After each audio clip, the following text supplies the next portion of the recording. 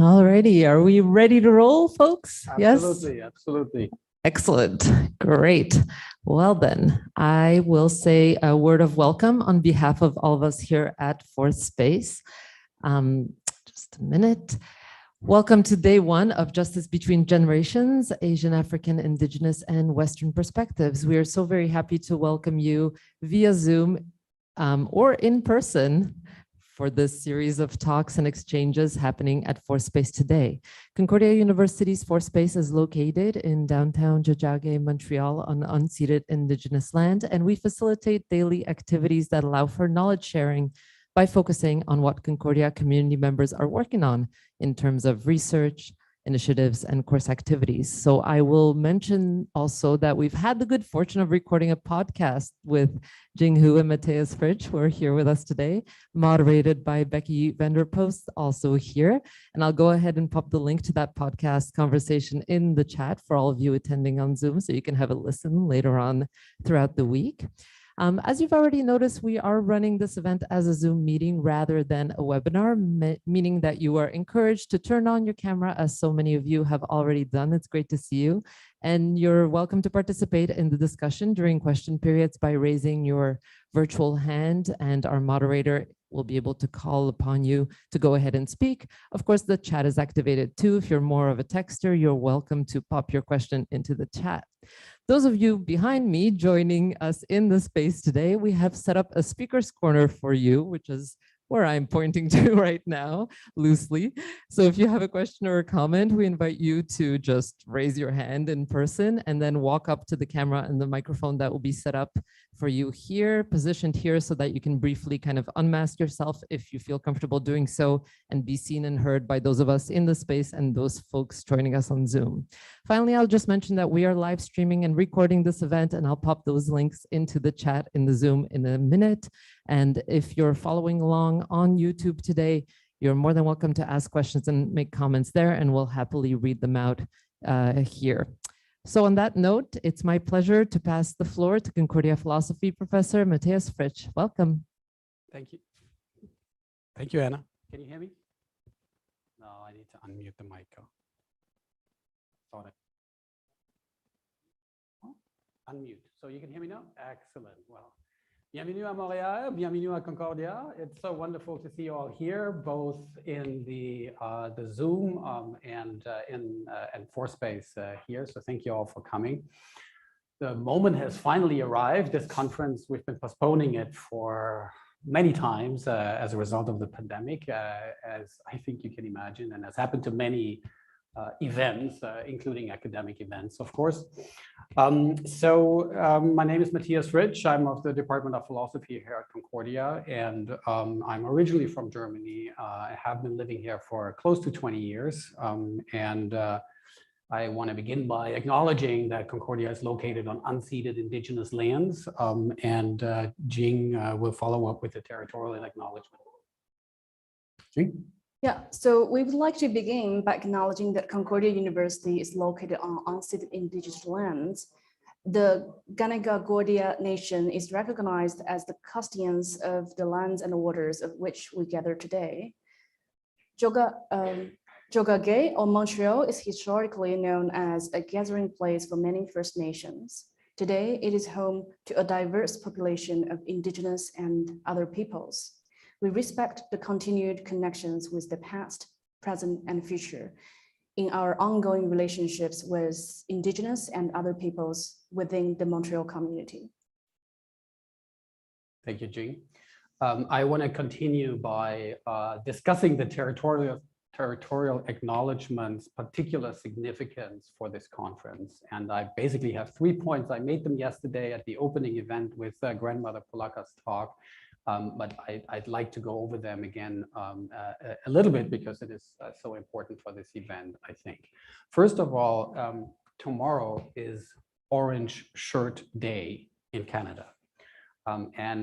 For those of you who are joining us from elsewhere in the world, you might not know what that means. And it is, in fact, the first time that Orange Shirt Day September 30th, is in Canada a national holiday decided upon by the federal government back in May. So in fact, after our conference, dates had already been set.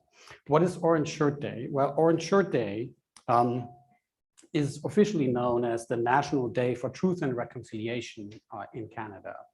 The Truth and Reconciliation Commission of 2015 had recommended the installation of such a date, this was fast-tracked by the federal government in the spring of this year in response to the discovery of unmarked graves of Indigenous children around residential schools in Canada. So the TRC found that over 4,000 named and unnamed students died in residential schools across Canada, but it is believed that the number is significantly higher than that. Closer to 25,000 is what I most recently read. These discoveries reignited the debates in Canada as to whether we should here speak of a cultural genocide, which is what the TRC 2015 report settled on, or whether in fact we must speak of plain genocide. To remember the victims of the residential school system and the atrocities that the Canadian state perpetrated on Indigenous peoples, we have that day of the National Day of Truth and Reconciliation tomorrow.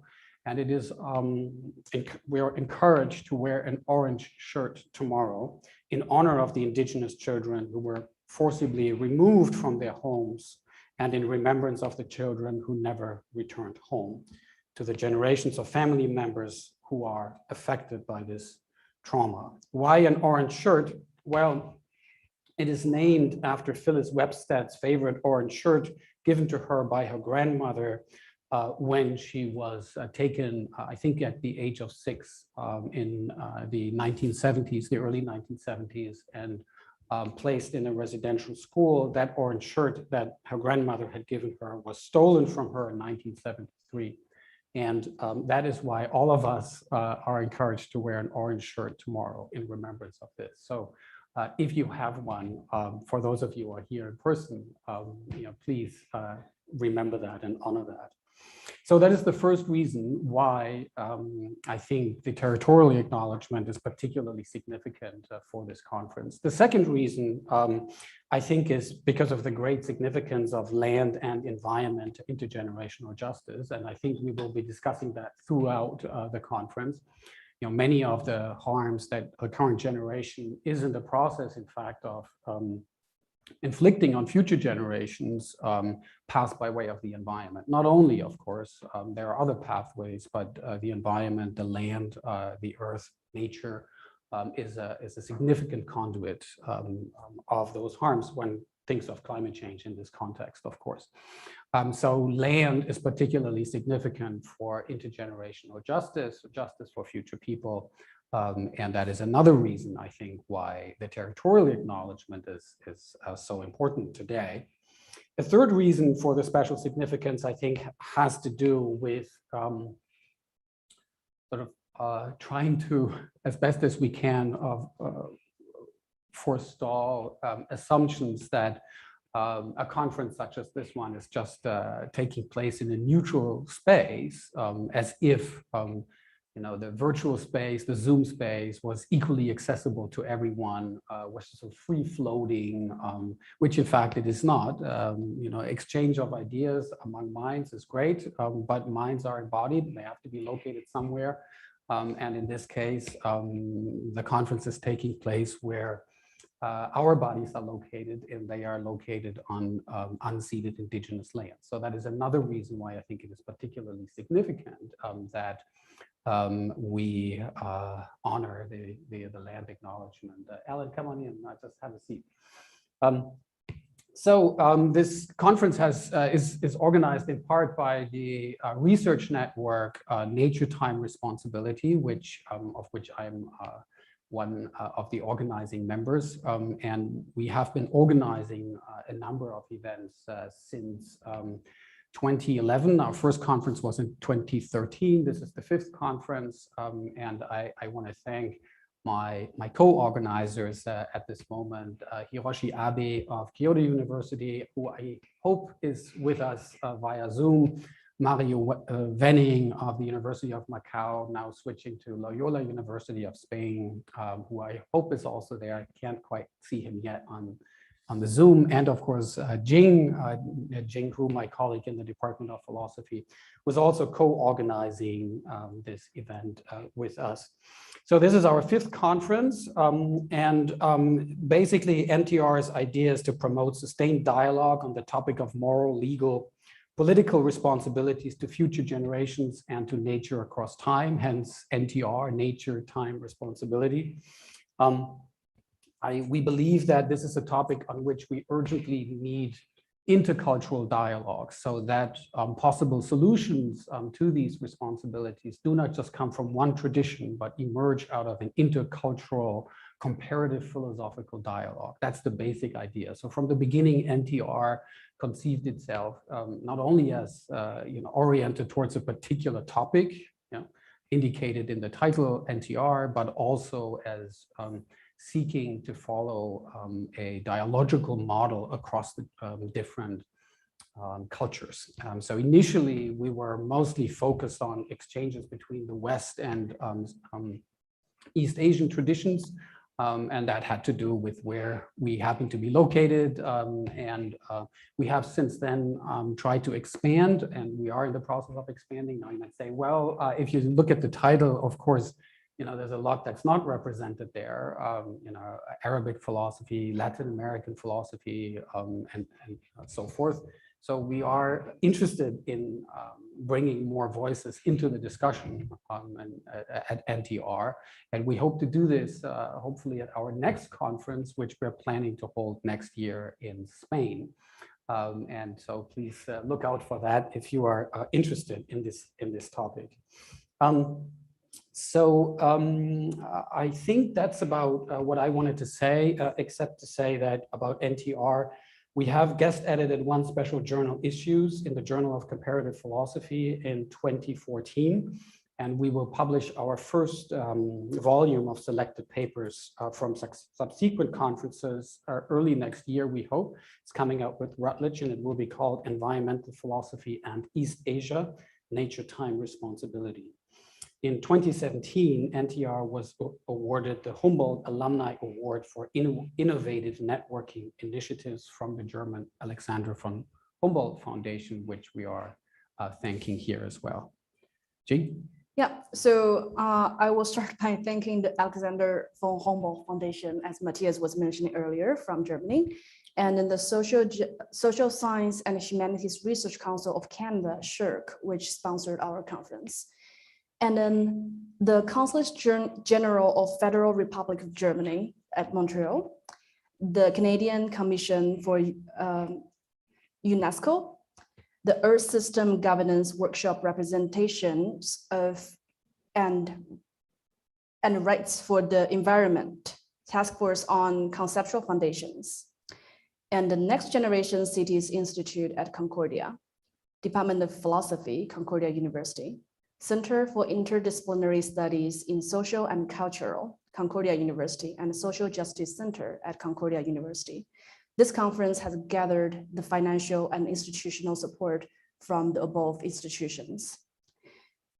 And last but not least, we want to extend a special thanks to all of those who, without you, the conference would not be able to take shape today. So first, our graduate student, Jill Ray, Becky, Amy, that's here, and also Anna, Doug for Space. Thank you for making this happen. Thank you.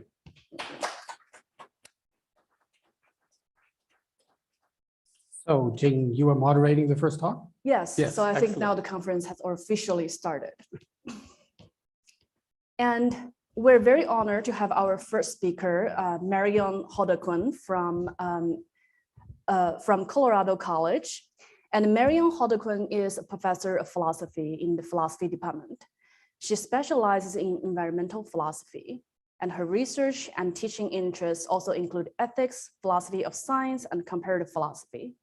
Professor Hourdequin's current research focuses on climate change, climate justice, the social and ethical dimensions of solar geoengineering, and relational approaches to environmental ethics.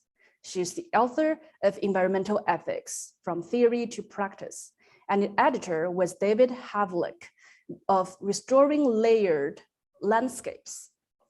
Professor Hourdequin is Vice President and President-elect of the International Society for Environmental Ethics and serves as an associate editor for 2 journals, which are Environmental Values and Environmental Ethics.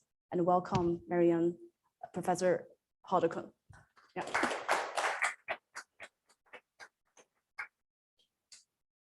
Thank you so much. It's really an honor and a pleasure to be here. This is we're chatting. This is thank you. I can take off my mask. Okay, I will take off my mask. Okay, can everybody hear me okay? I'm not used to being mic'd. And I think I need to share my slides via the Zoom meeting. So let me see if I can get that. Not sure I'm in the meeting anymore. That's weird. Hold on a second. Okay. Yeah.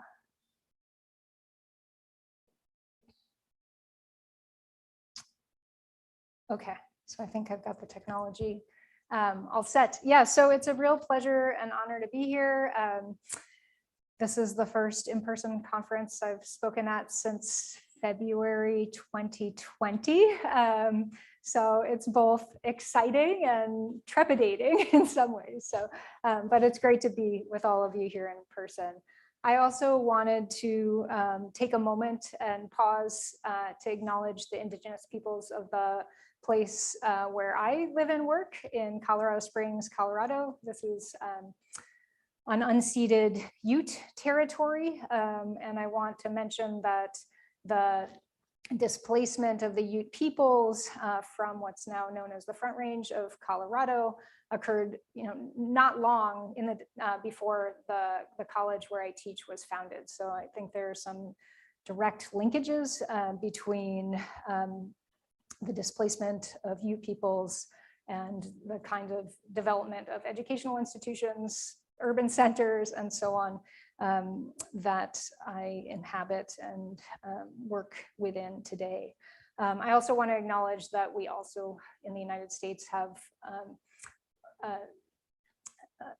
a history that we need to reckon with as well in relation not to Indigenous displacement, genocide, both sort of literal and cultural loss, killing and loss of Indigenous cultures.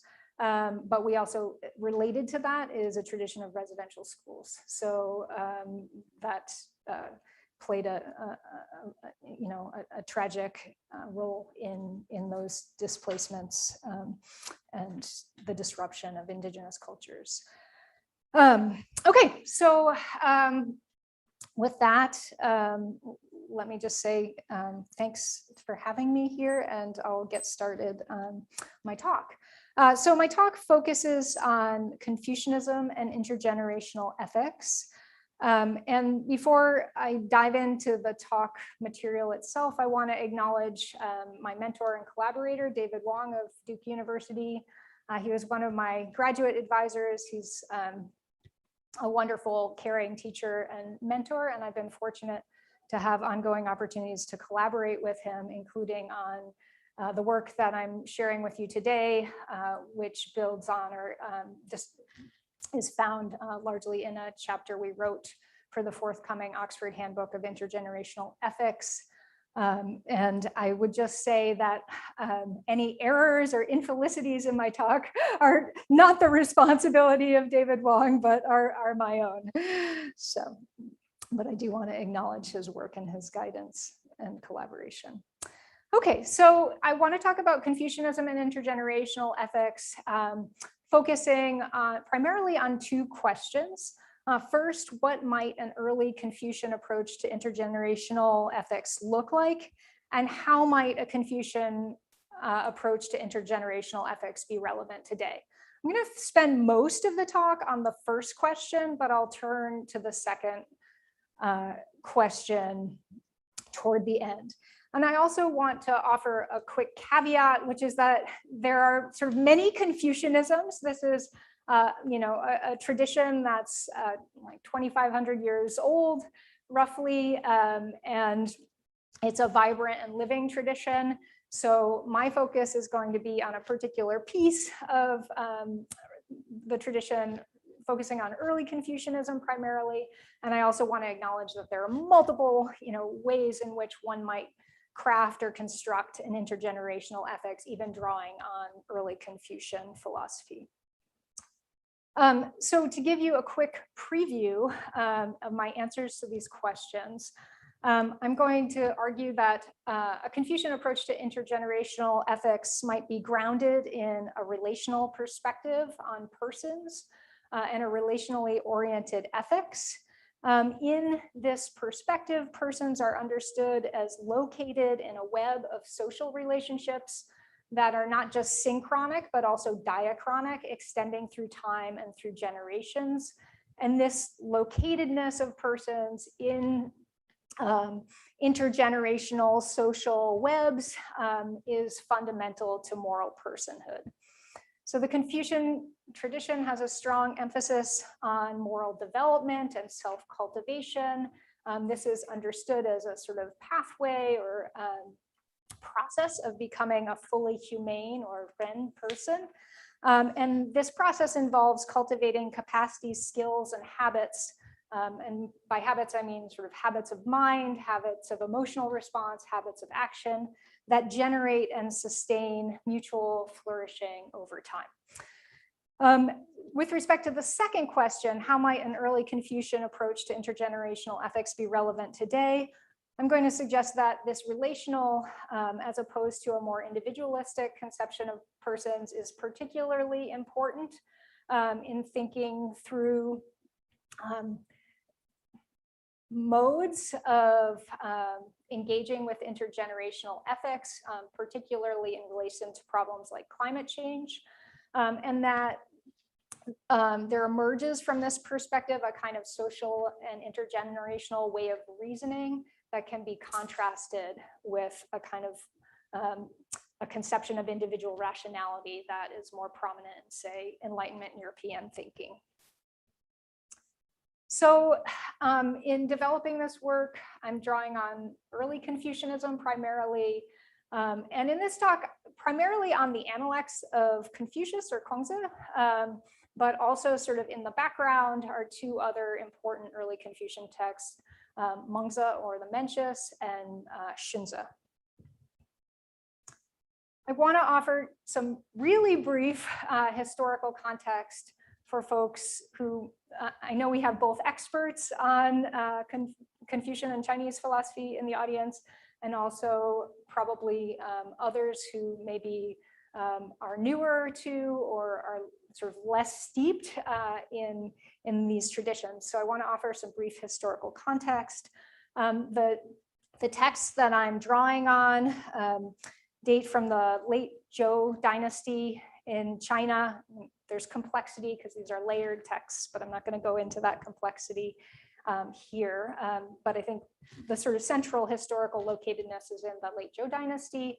This was a time of fractiousness, corruption, loss of order, and loss of what's known as Qianming, or the heavenly mandate of rulers to kind of rule and guide societies in a way that's kind of consonant with a broader cosmic order and a sense of harmony.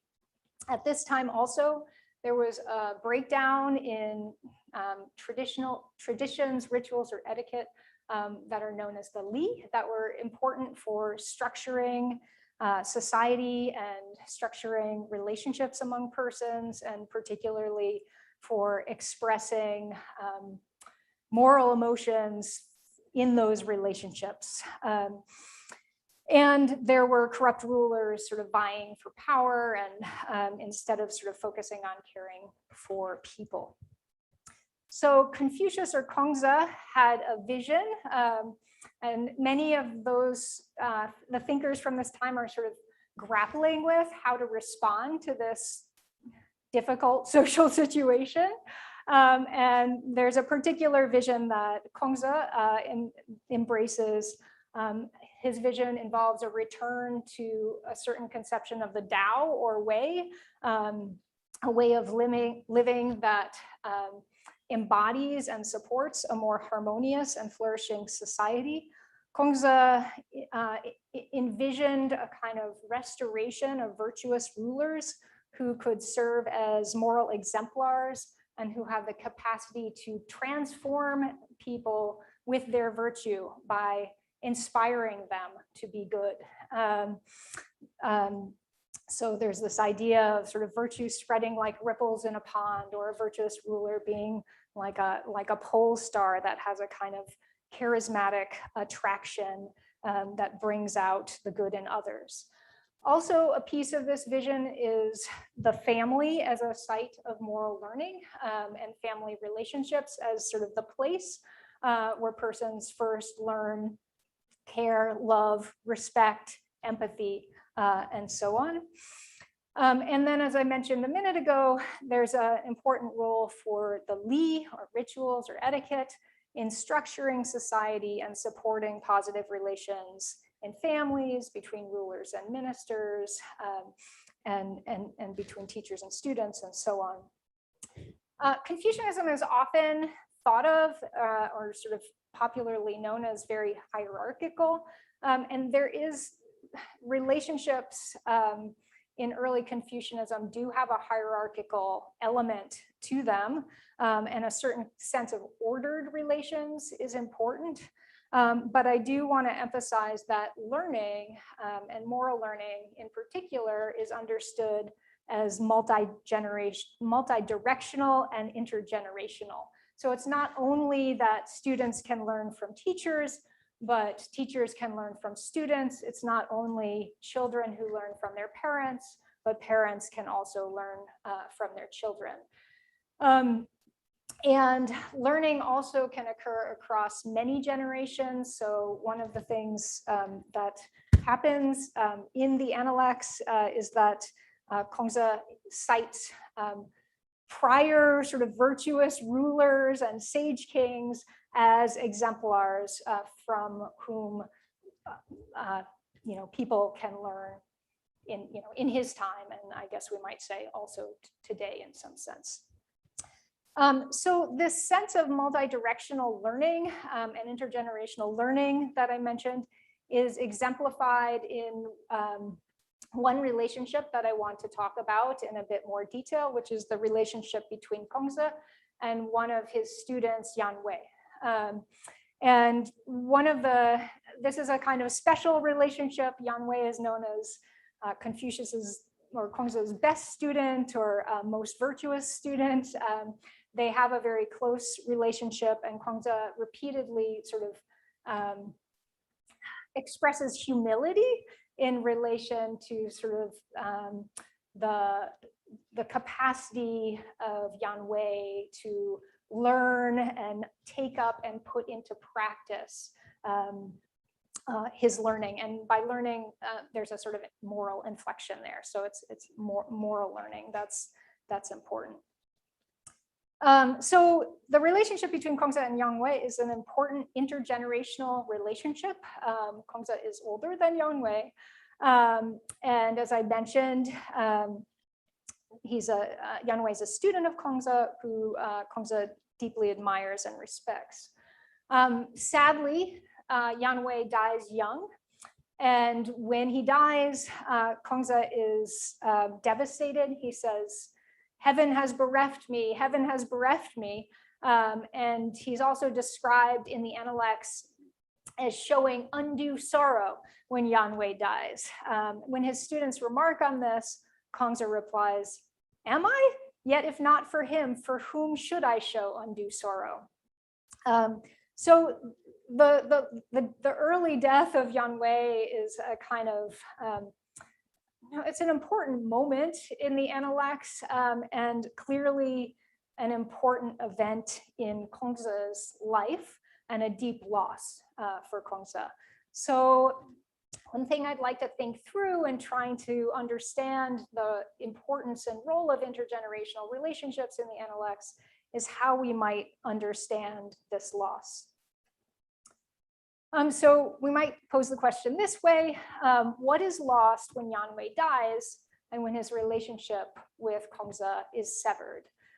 One thing that might come to mind is, which I think comes to mind when we imagine the loss of any young person, is a kind of sense of loss of potential, or sort of a life that's, you know, not able to be fully lived. Yeah, I mean, I think when a person close to us who's young, a student, say, dies, we might think of all that they might have been able to do in the world, all they might have been able to contribute to the world. It's also clearly for Kongza a loss of a good friend.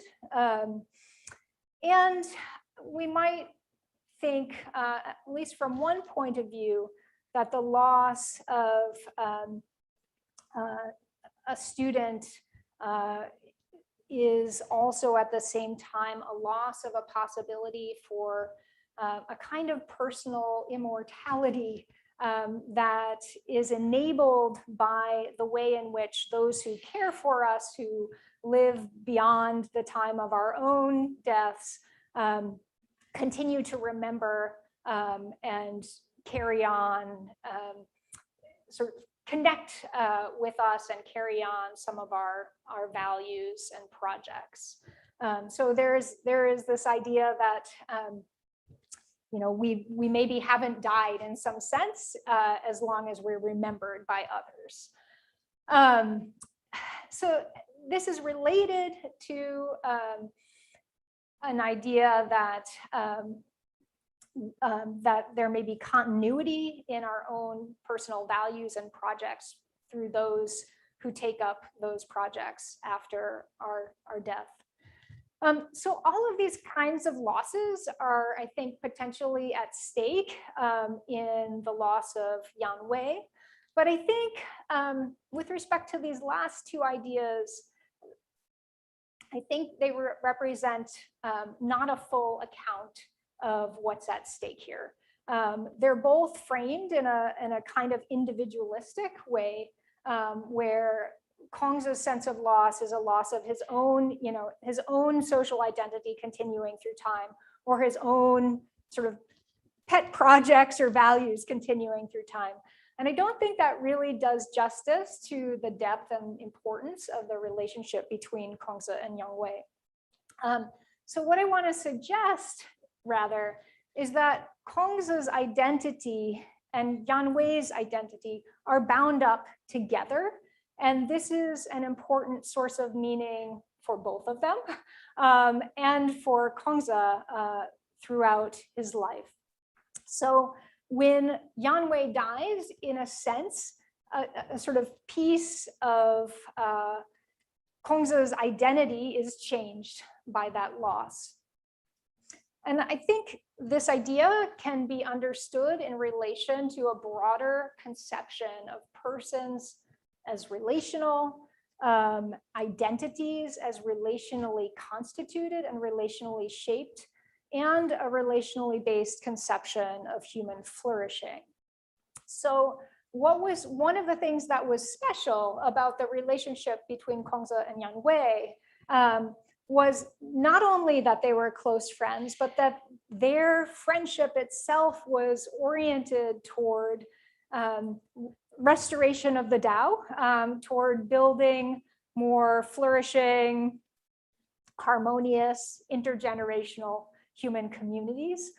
So there's both a sense in which the loss is a loss of that relationship and the deep meaning it provides for Kongza in his life, and also the loss of shared engagement in this ongoing intergenerational human project.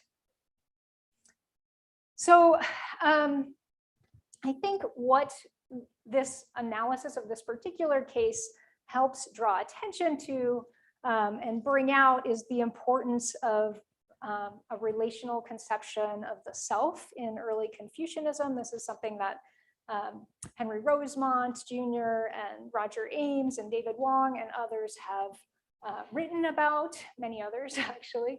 But on this view, persons are understood as persons in relation, embedded in networks that extend across space and time. And individual identity and well-being are bound up with others, both synchronically and diachronically.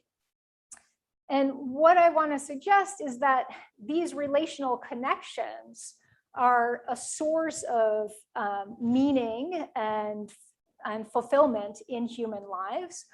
So this is why Kongsa, or this is at least one reason why Kongsa is invested in this project of sustaining these kinds of flourishing relations.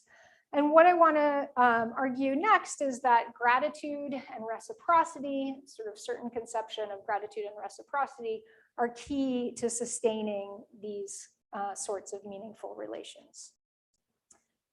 So the conception of gratitude that I think emerges from the Analects and other early Confucian texts is a conception of gratitude that gives rise to a kind of reciprocity. But I think it's important to realize that neither gratitude nor reciprocity in these texts is understood as a kind of bilateral thing, where if somebody confers a benefit on me, I owe sort of an equal benefit back to them. Instead, I think a better metaphor or better way of thinking about this is through a metaphor of a web, a net, or some kind of continually extending chain. Yeah, okay, let me just, yeah. So what I want to sort of sketch is a Confucian intergenerational ethic that incorporates three elements. First is a kind of relational view of identity and of the human good. Second is gratitude toward those who shape and support the development of one's identity. And then third is this kind of broader shared commitment to an ongoing project of supporting and sustaining flourishing human communities over time. So I want to say a little bit more about gratitude since it's important to this account. The relationship between parents and children, I think, is central as a kind of model for gratitude. There's discussion in the Analects and throughout early Confucianism of the way in which parents care for their, children are born in a state of dependence and rely on the care, almost completely on the care of their parents for their first few years of life. So out of this sort of recognition that we're born in dependence with and we rely on our caregivers comes a sense of gratitude. As I mentioned earlier, though, it's a sense of gratitude that's not transactional. It does generate obligations and duties, but not based on a kind of tit for tat or a kind of debt model. So it's not like every time, you know, a parent changes their child's diaper, there's like one tick mark in the ledger. And then like, you know, something needs to be, something equivalent to that needs to be paid back to parents later in their lives. It is the case that in early Confucianism and Confucianism generally, there's a sense of reciprocity to parents where parents care for, you know, care for their children early in life and then children care for their parents late in life. But gratitude and the obligations that flow from it, the sort of reciprocal obligations that flow from it, can also be sort of paid forward to others. And I think that's actually quite important for this account. It's also the case that gratitude isn't dependent on, and I think this is why it's also not transactional, on having requested certain benefits. Like I didn't ask for my parents to birth me. I didn't ask for them to change my diaper. I mean, maybe I did, you know, like crying or something like that. But we can have obligations of, so, you know, we're expected to have gratitude and fulfill obligations associated with that, regardless of whether we requested the benefits we've received from those who have supported and shaped us. So a Confucian conception of gratitude is really an affirmation and recognition of important contributions that others have made to one's life, and of the importance of sustaining the relationships that shape who one is and give meaning to one's life. This is tied into this broader intergenerational commitment, because the Confucian relational conception of persons, together with a Confucian conception of gratitude and a kind of asymmetrical reciprocity, where reciprocity is not directed only toward those from whom one receives benefits, these things together support this shared intergenerational commitment to build and sustain flourishing, harmonious communities.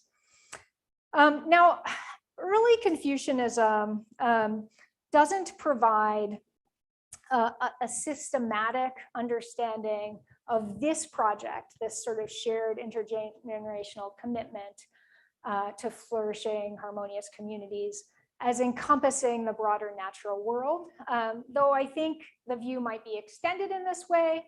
And there are sort of little elements in both the Mencius and Xunzi that make reference to ideas of what we might think of as environmental sustainability. And then in later Confucian thought, there are conceptions of humans as having a role in establishing sort of broader cosmic harmonies, building on a notion of a sort of triad between humans, heaven, and earth. So this brings me to the second question, which I'll talk about just relatively briefly.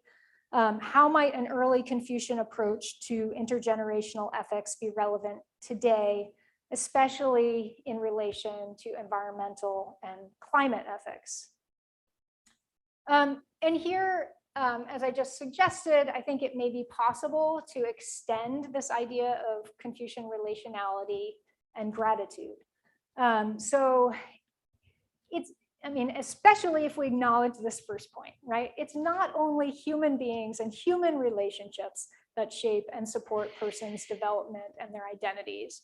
Broader ecological systems, non-human plants and animals also shape and make possible meaningful human lives. We're all located in not just a social space, but also in a physical space on the land. So thus, if Confucian gratitude is an affirmation and recognition of important contributions to one's life and identity, it may be extended to broader environments and to relationships with diverse living beings and ecological systems.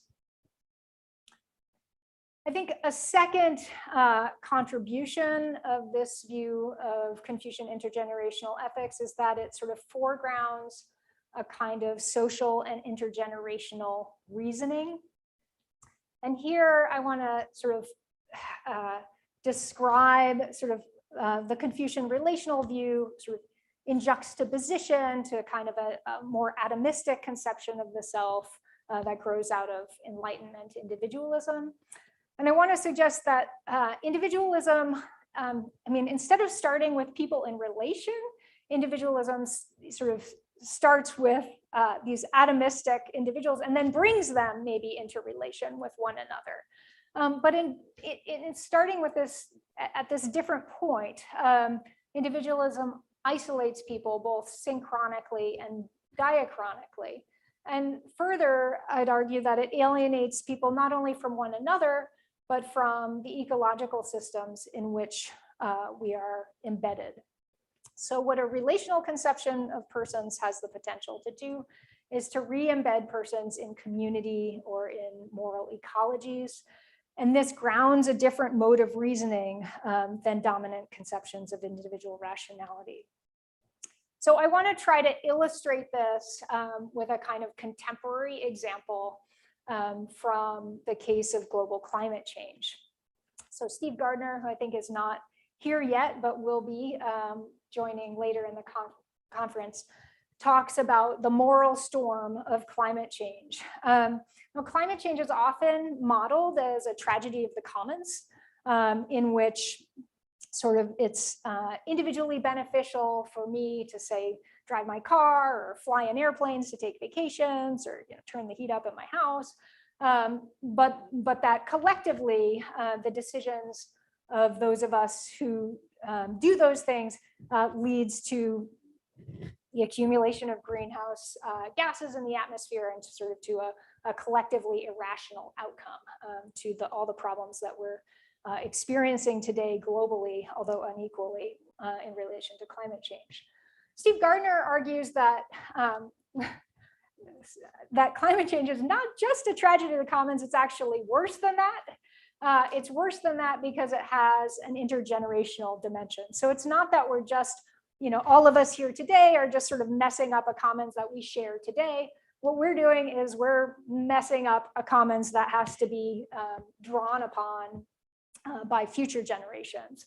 But unfortunately, according to Gardner, there's an incentive for each generation to continue to overexploit the commons, to overconsume fossil fuels, and to kind of externalize the cost to future generations.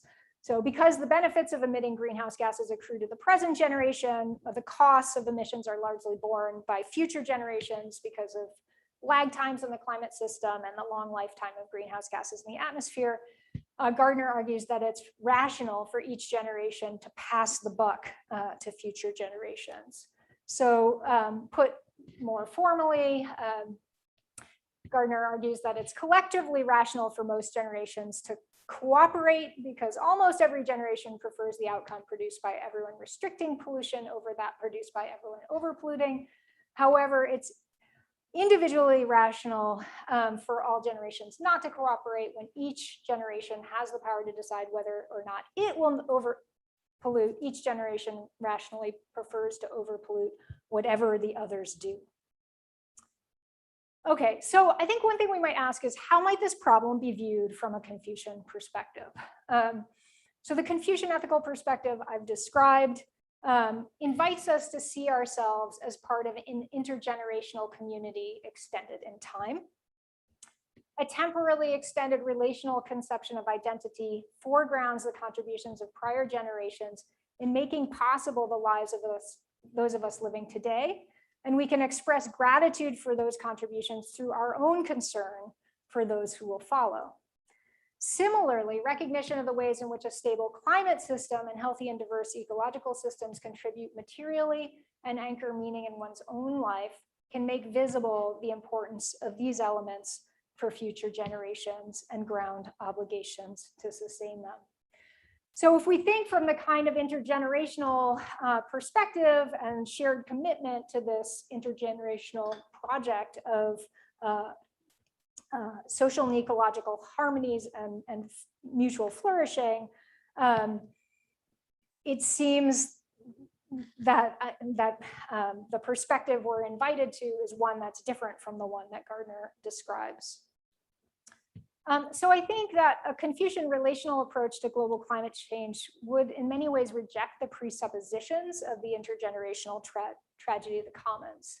From a Confucian point of view, morally mature persons don't think or act as rational actors in the game theoretic sense. And if Gardner is right and climate change is aptly described as a global intergenerational collective action problem, then I think from a Confucian perspective, one might wonder, how did we get to this kind of world that's populated with rational actors rather than humane persons?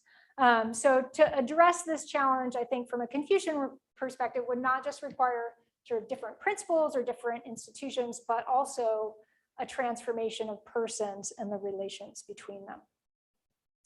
I think this also matters because a world, from a Confucian perspective, a world that's dominated by these kinds of rational actors and collective action problem is a world that actually makes Confucian moral personhood difficult. Not only does a depleted world leave future persons materially worse off, it also constrains their ability to participate in this intergenerational project of sustaining positive relationships and harmonious communities. And that leaves people morally worse off. Okay, so just to kind of sum up, I think that a Confucian intergenerational ethics is not really best understood as like only a ethical theory in the narrow sense, but rather a kind of relational orientation to the world in which persons are not conceived as atomistic individuals with preferences that are just entirely independent from one another. And personhood is only possible in relation. Good relations support, sustain, and bring meaning to human lives. And I think also in this view, as I've described, gratitude, reciprocity, and a shared commitment to relational flourishing are key.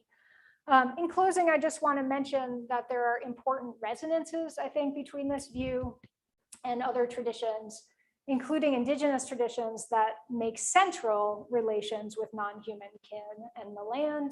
And I have in mind, in particular, some of the ideas that Robin Kimmerer, who's of Anishinaabe ancestry and a member of the Citizen Potawatomi Nation, describes in Braiding Sweetgrass.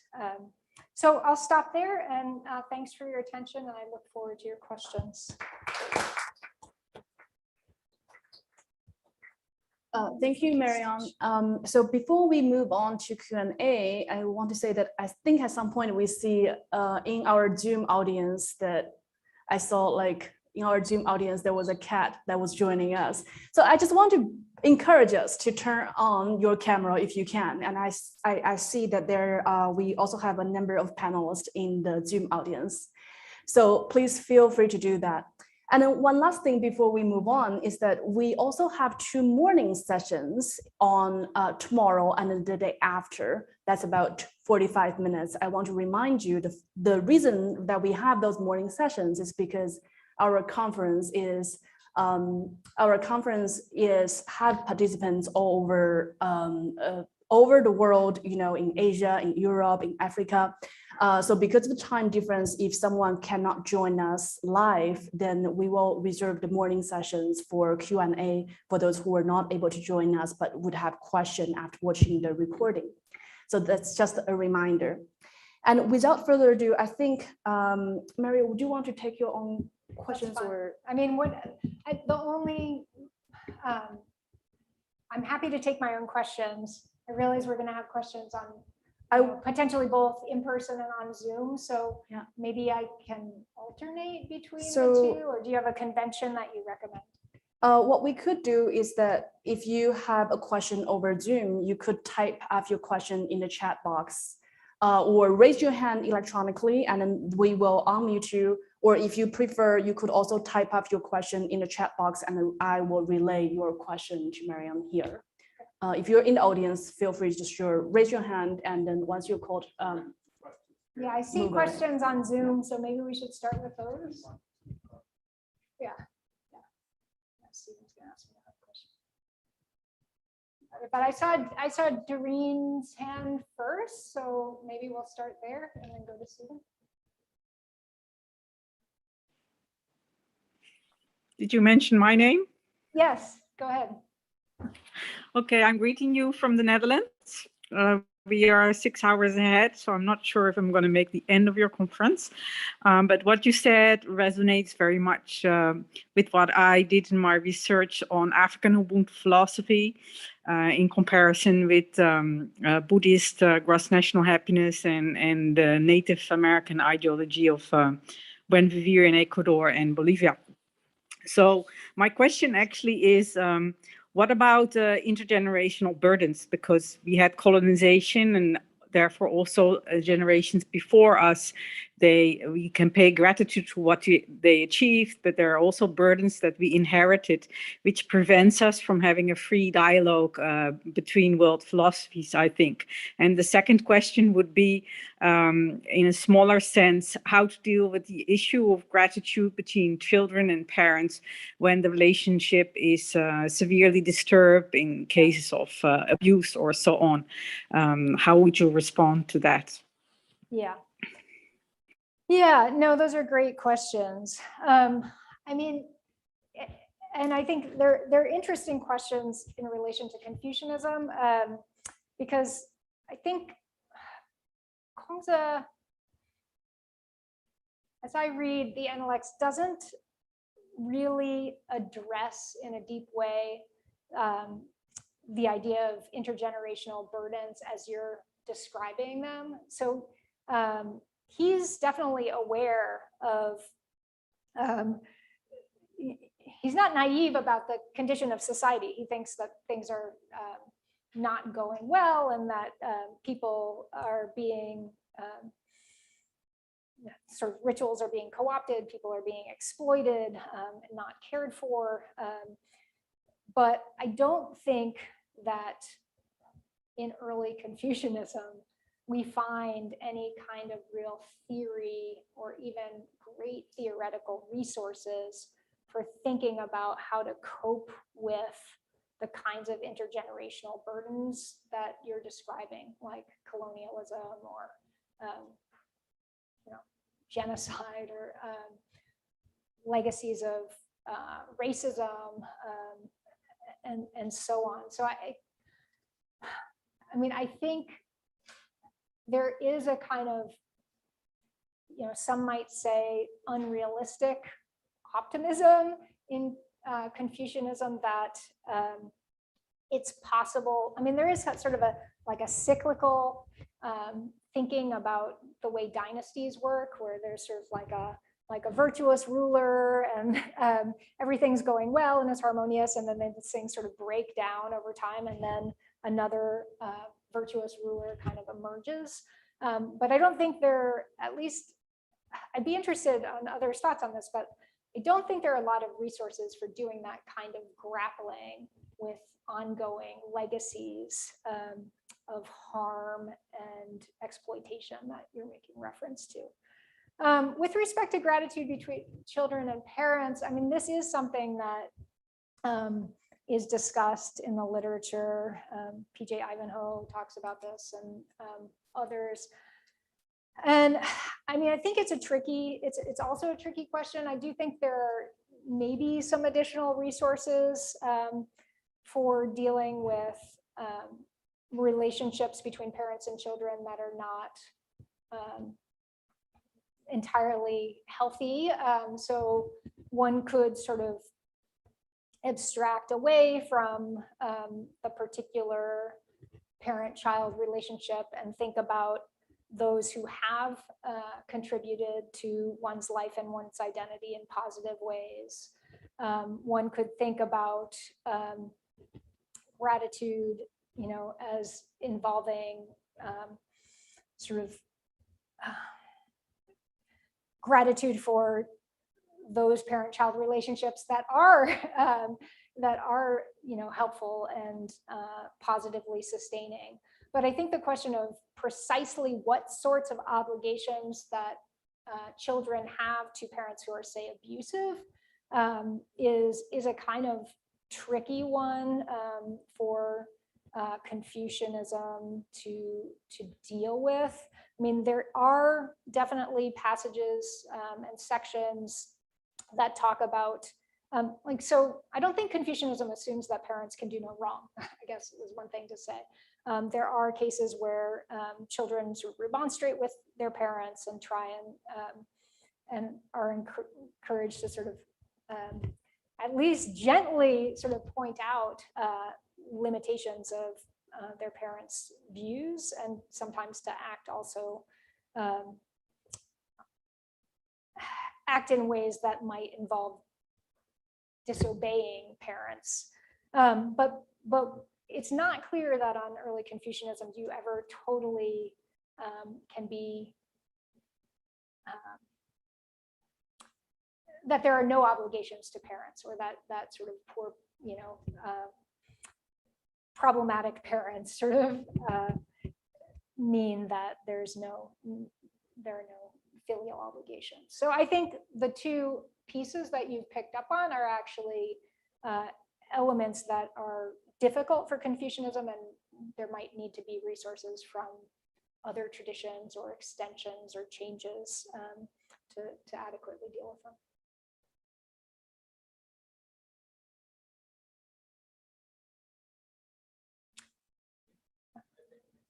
Next question. I think our next question is from Stephen Gardiner. Hi, and first a couple of quick apologies. I'm sorry my camera doesn't seem to be working. I'll try and fix that in the break. And second apology, not for making it in person. I tried and failed, but I'm going to try to make the most of it virtually. So thank you for that wonderful talk, as always, Marion. It's a very great and enlightening talk. Perhaps surprisingly to some in the audience, I think I agreed with an awful lot of it, but I do want to push back naturally enough on the last bit. Let me start with one maybe small technical thing. I don't actually like the phrase intergenerational tragedy of the commons, and I don't use it because the way I understand the phrase for the normal tragedy of the commons, the intergenerational problem is not a tragedy of the commons in a technical sense. That's why I give it a different name. I call it the tyranny of the contemporary.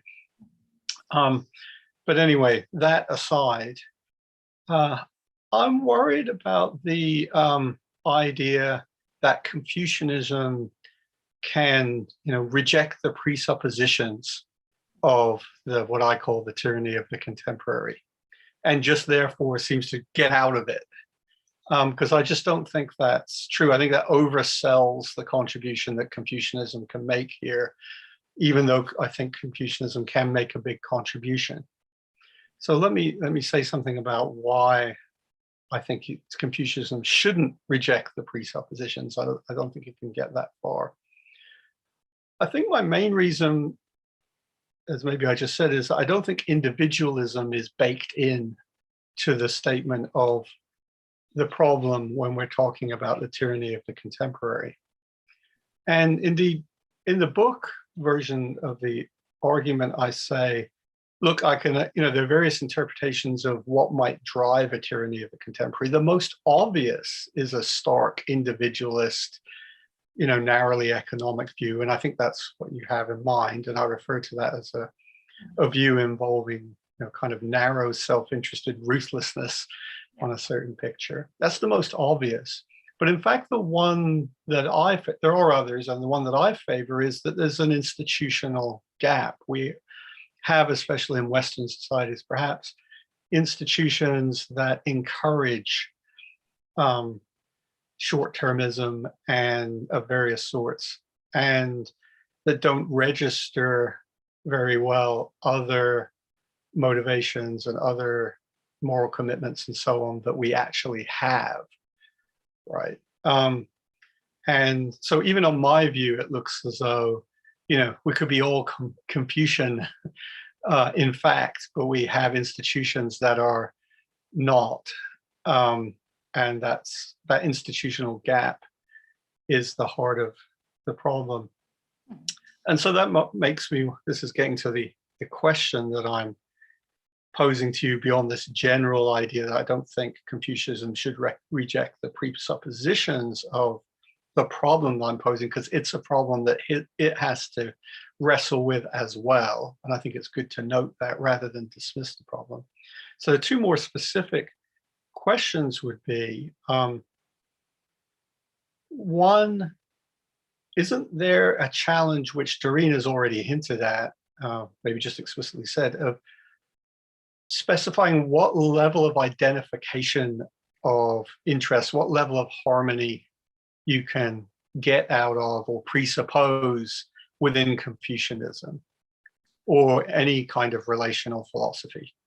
because I suppose, yes, there would be no tyranny of the contemporary problem if we could assume that there is a perfect identification of interests across space globally and across time intergenerationally. There will be no such problem, but that's an awfully large thing to presuppose. And the second thing is that maybe even if in principle that should be the case, in practice, you might expect that people will, fall from grace and not see that great, perfect harmony. And you might need a political philosophy to manage it. And so if it would be a problem if you were committed to the idea that Confucianism doesn't need, say, an intergenerational political philosophy because it presupposes perfect identification of interest. So I'm kind of interested in what kind of political philosophy, what kinds of institutions as well, are you thinking that are going to be able to manage the situation when we don't see perfect identification of interests in practice, even if it should be there in theory? And all of those are reasons, the subtext is, I think those are all reasons to take the problem seriously, and including for Confucians. Yeah. Okay, yeah, so I'll see if I can answer some of your questions. I don't know if I'll be able to respond to everything, but that was really helpful. So thank you for the question. Yeah, so I mean, I guess one thing I would say is that I don't think that this view or that Confucianism generally presupposes well, you talked about identification of interests. I mean, I think if that's supposed to mean that people's interests are entirely shared, I don't think that is the view. So what I think there's recognition that people might have, I think, different interests and goals and needs and so on. But at the meta level, I think the view suggests that people share a commitment to trying to find ways to mutually support one another and respond to those needs, even though not everyone has to have sort of identical interests. So, I mean, David Wong has this piece where he talks about the and so there are a couple thinkers who have written about sort of Confucian harmonies. Changyang Li is one, and David Wong has this piece on soup, harmony, and disagreement, I think is the name of it, where he talks about sort of the metaphor of soup, where you put in lots of different ingredients and then they can complement one another into some kind of coherent whole. So it's not that you're just putting in potatoes and then more potatoes and more potatoes. You might be putting in lots of different vegetables or different flavors, but then what the sort of aim of the soup making is to help those pieces sort of complement one another. So I think that's kind of the picture that's going on here.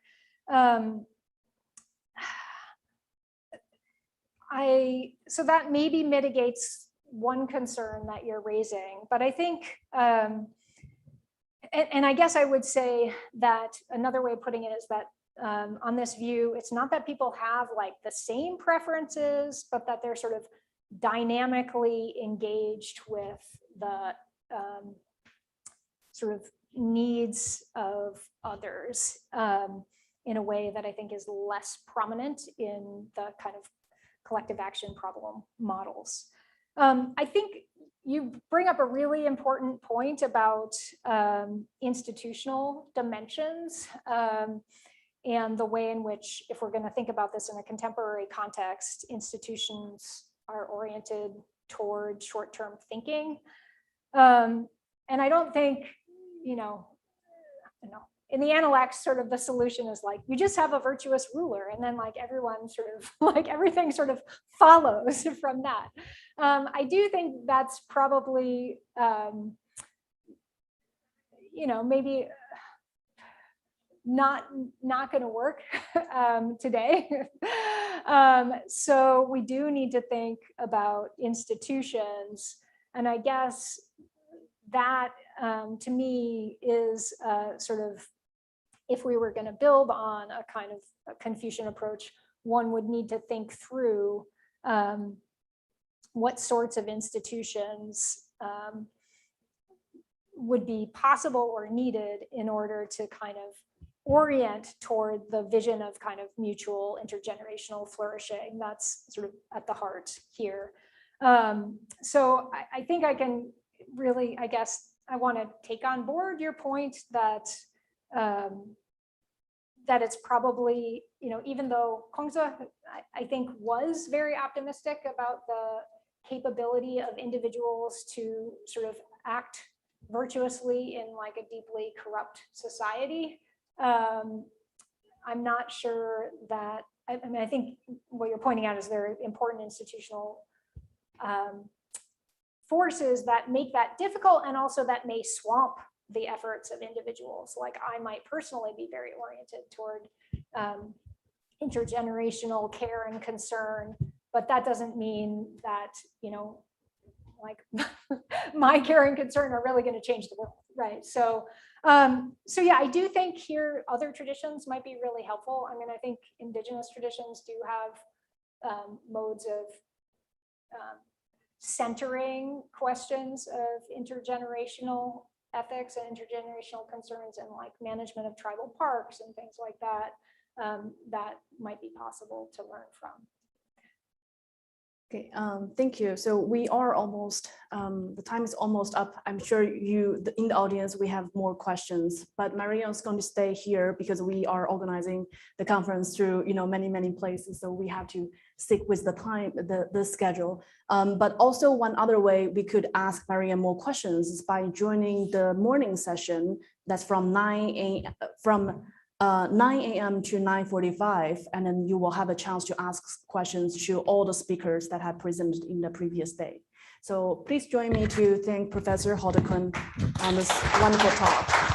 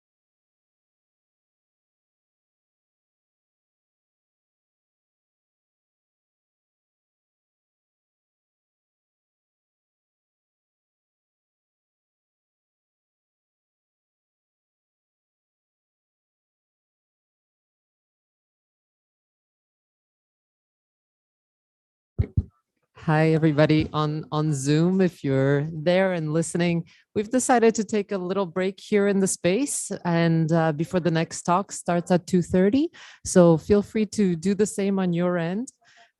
We have a kind of 15-minute moment to grab tea, coffee, food, whatever time zone you're in, and then we'll get going again in 15 minutes at 2:30 here in Montreal time. Thank you.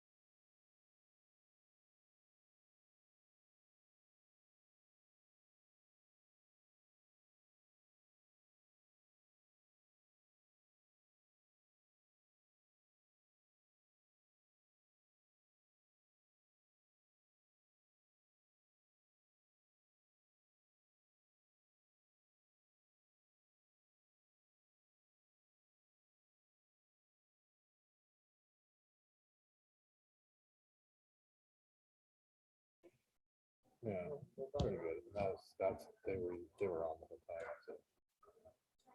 Not that bad.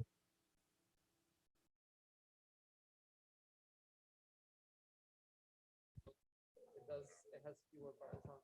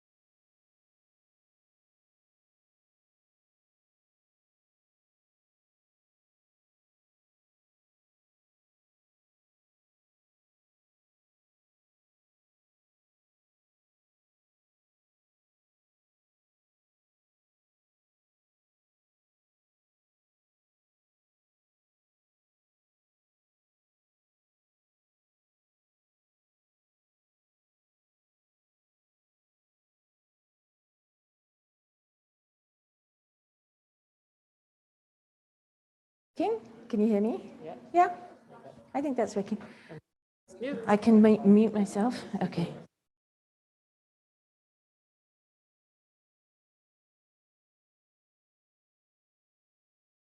You're moderating. Unmute.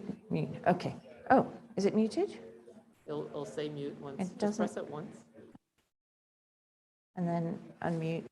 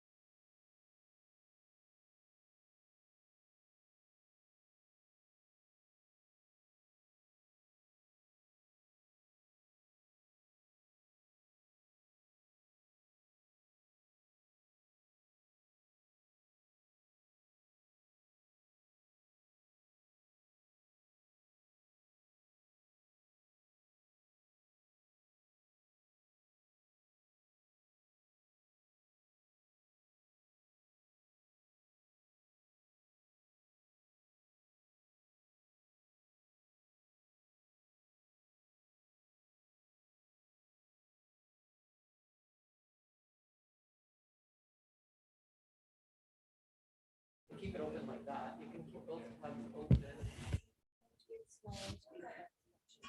Hello, hello.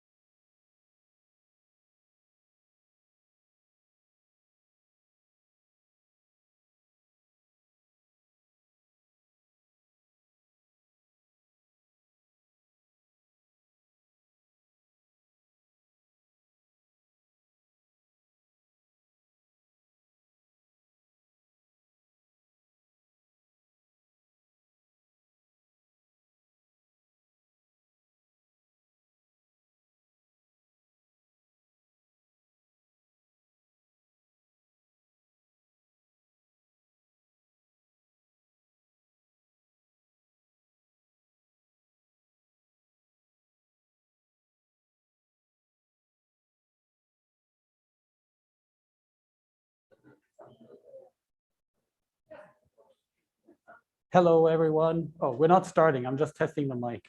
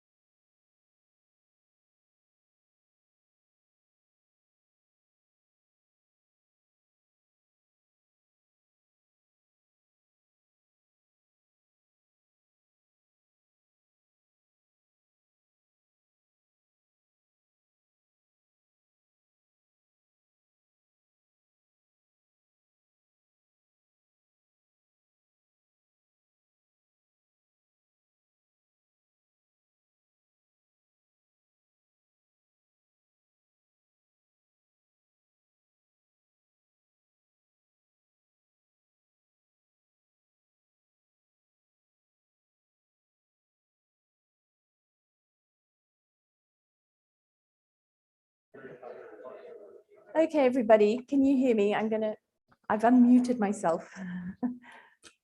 Everybody's sitting comfortably. So I'm Becky van der Post. I'm a graduate student in interdisciplinary humanities here at Concordia. And it's my very great pleasure this afternoon to introduce Mattias Fritsch to you all. I'm sure that his work is very familiar to many of you already. He's one of the founding members and co-organizers of the Nature Time Responsibility Network that's brought us all here together this week. He's published extensively on environmental justice and intergenerational justice. And he's been making significant contributions to the question of our indebtedness to previous generations and our obligations to the future. And this is the particular emphasis of his most recent book, Taking Turns with the Earth. But these concerns are also the focus of a monograph that he's currently developing, which is exploring the tragedy of Antigone as a crisis of intergenerational justice. And alongside all of that, he's undertaking a major research project right now that sits at the intersection of phenomenology and critical theory to investigate the origins of normativity. And he happens to be my doctoral supervisor. And I just want to say a very quick word about this, because I come to my own studies by a rather lengthy detour as a concert violinist. And in the world of classical music, there's an old adage that those who can do and those who can't teach.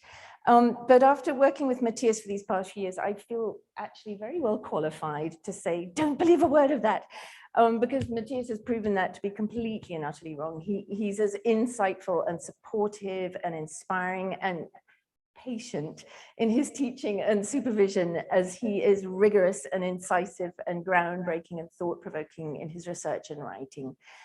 So on that note, I will hand the floor over to Mattias. Thank you very much. That is too kind, Becky. Thank you also so much for helping us organize this conference.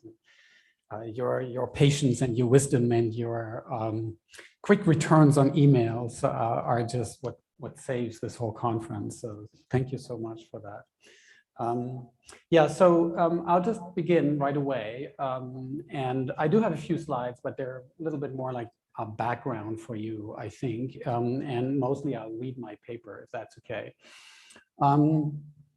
But Marion's talk and Dorin's question, I think, set this up perfectly. Maybe the question that I want to deal with is the question of intergenerational reciprocity. What if what is inherited are not just benefits, but are harms and burdens?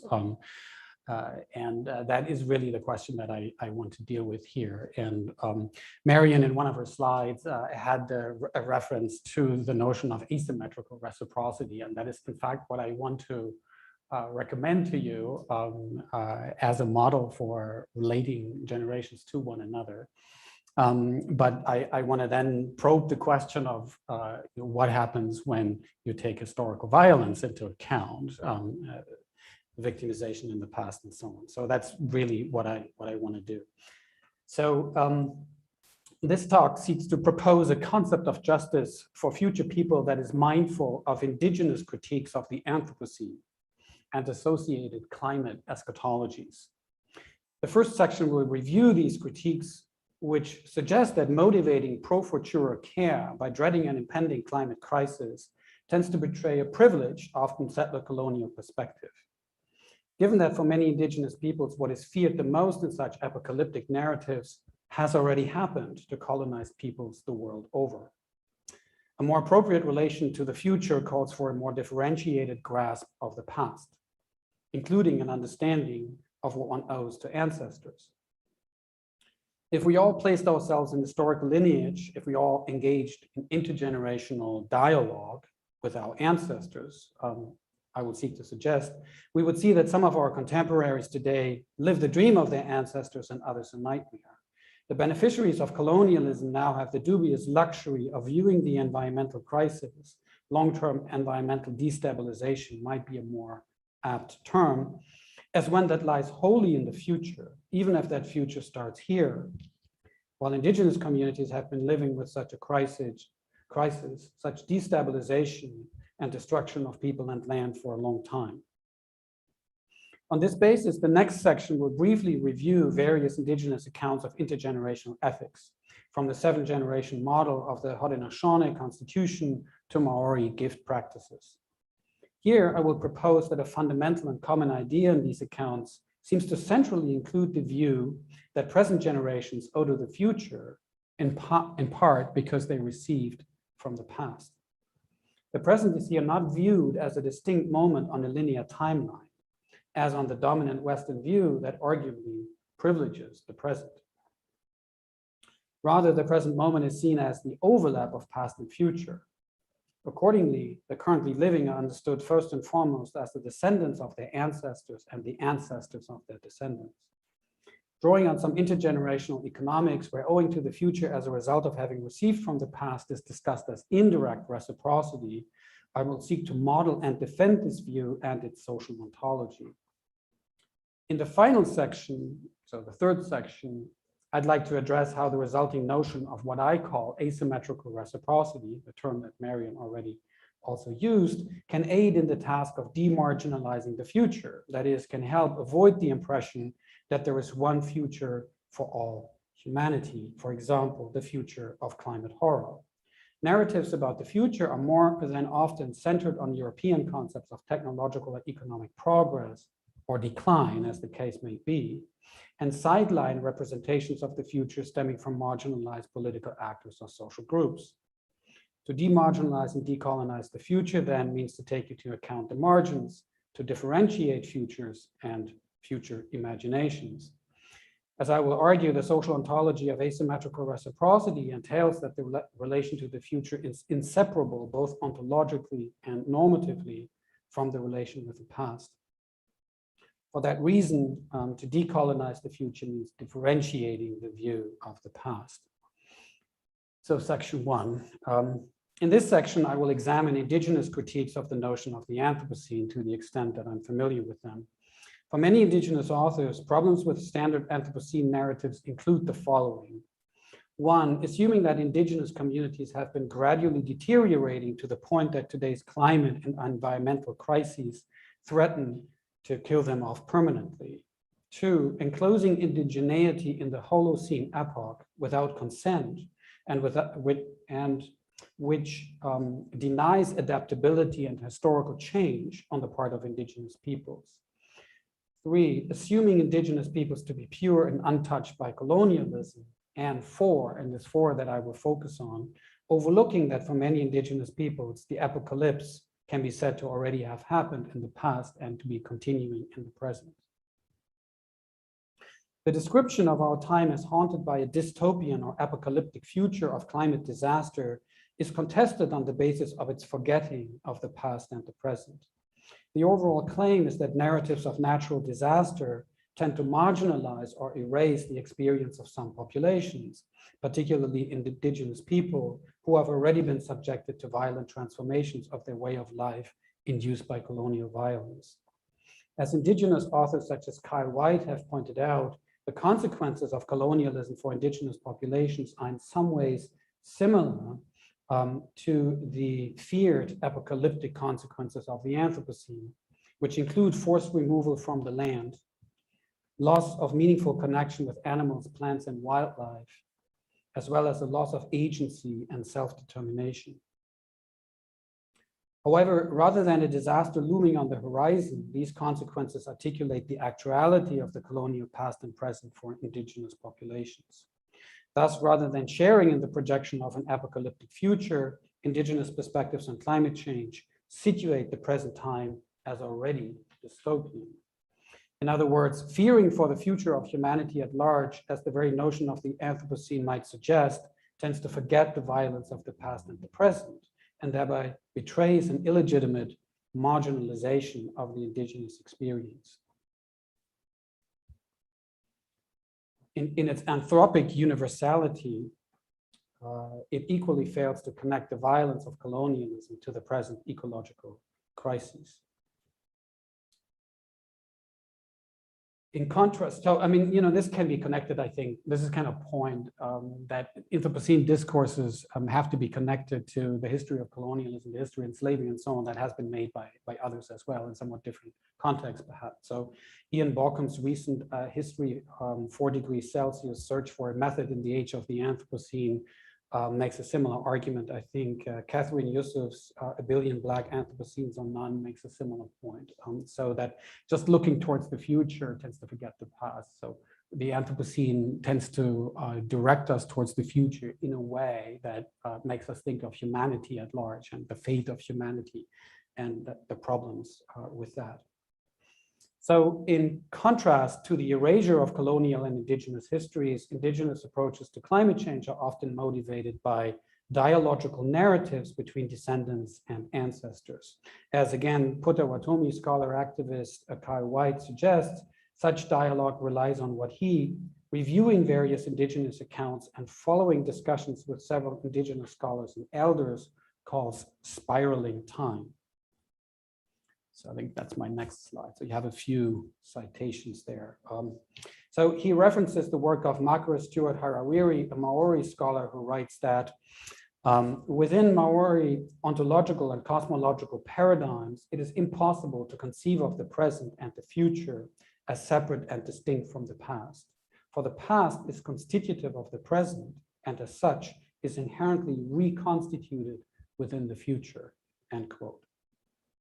Centrally, spiraling time, which for Stewart Harawiri is also inspired by Heidegger's and Gadamer's hermeneutic circle, connects the present in its opening to the future, to both past generations and the land.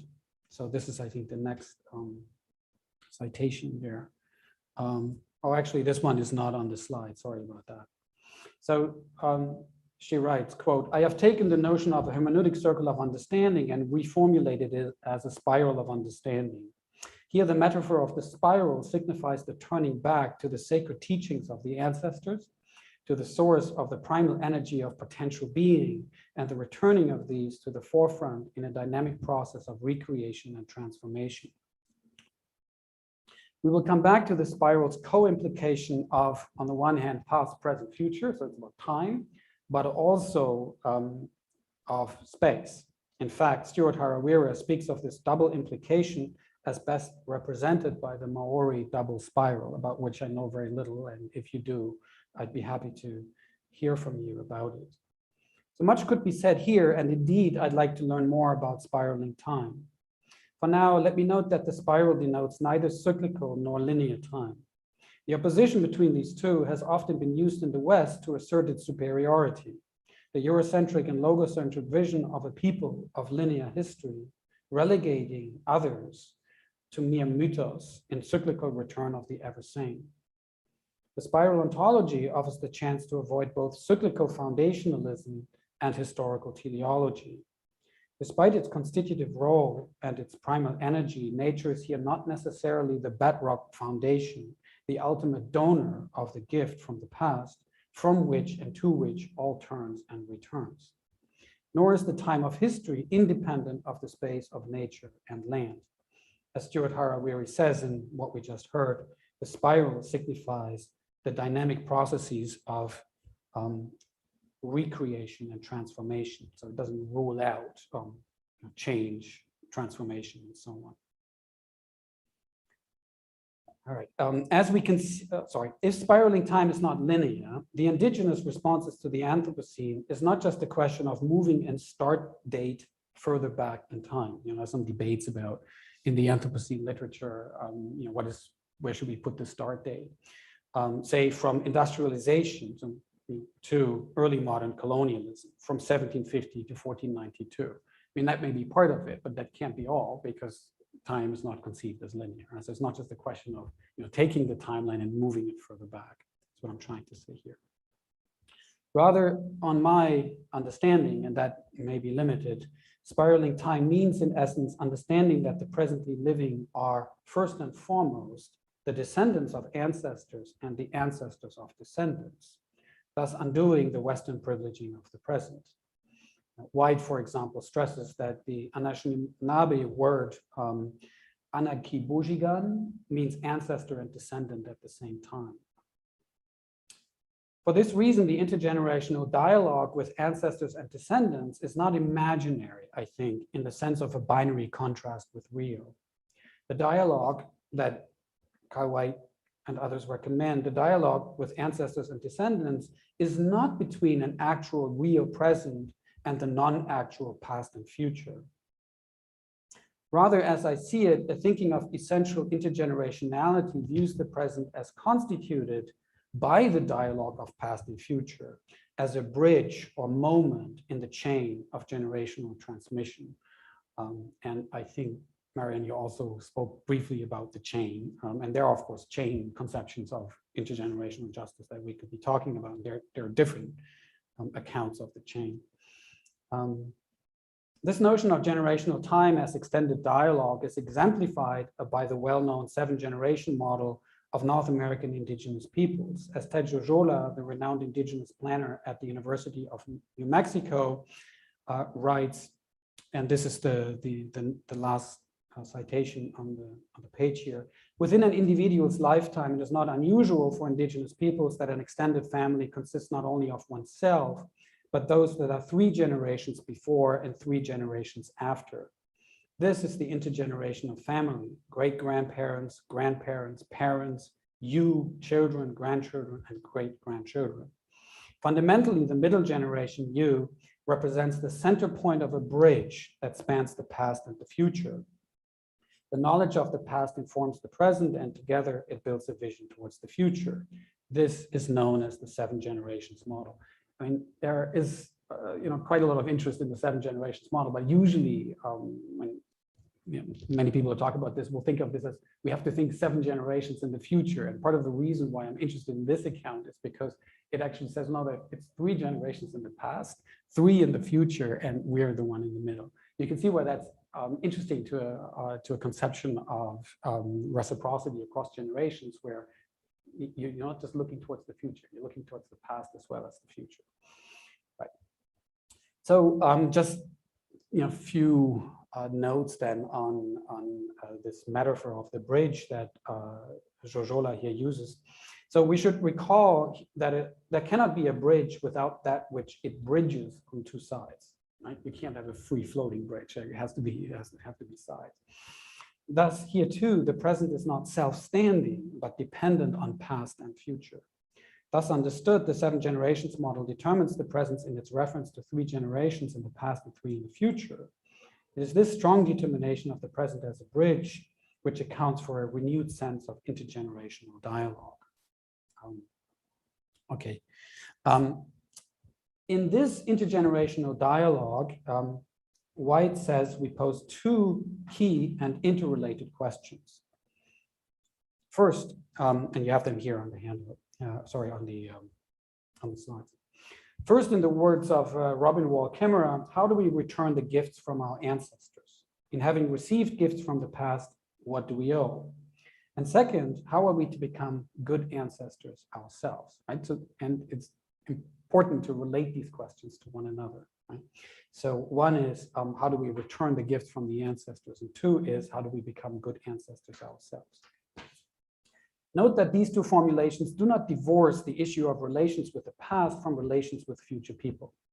Having received gifts from ancestors, the question is how we can be good ancestors ourselves in returning the favor by passing it forward.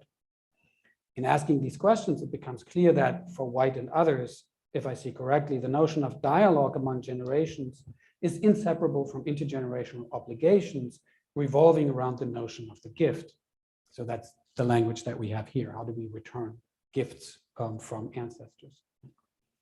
The presently living are asked to look forward and backward in time and thus see themselves as receiving a gift, however modified, that will and should be passed on to future generations.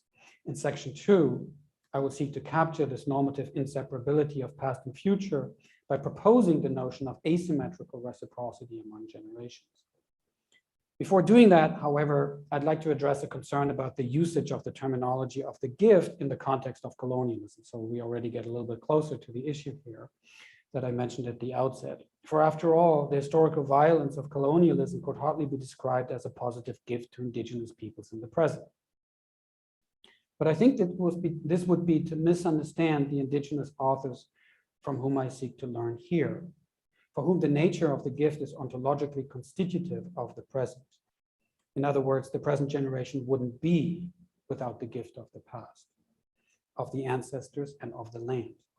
So we need, of course, to retain the ability to distinguish between benefits and harms in relation to what a people has inherited.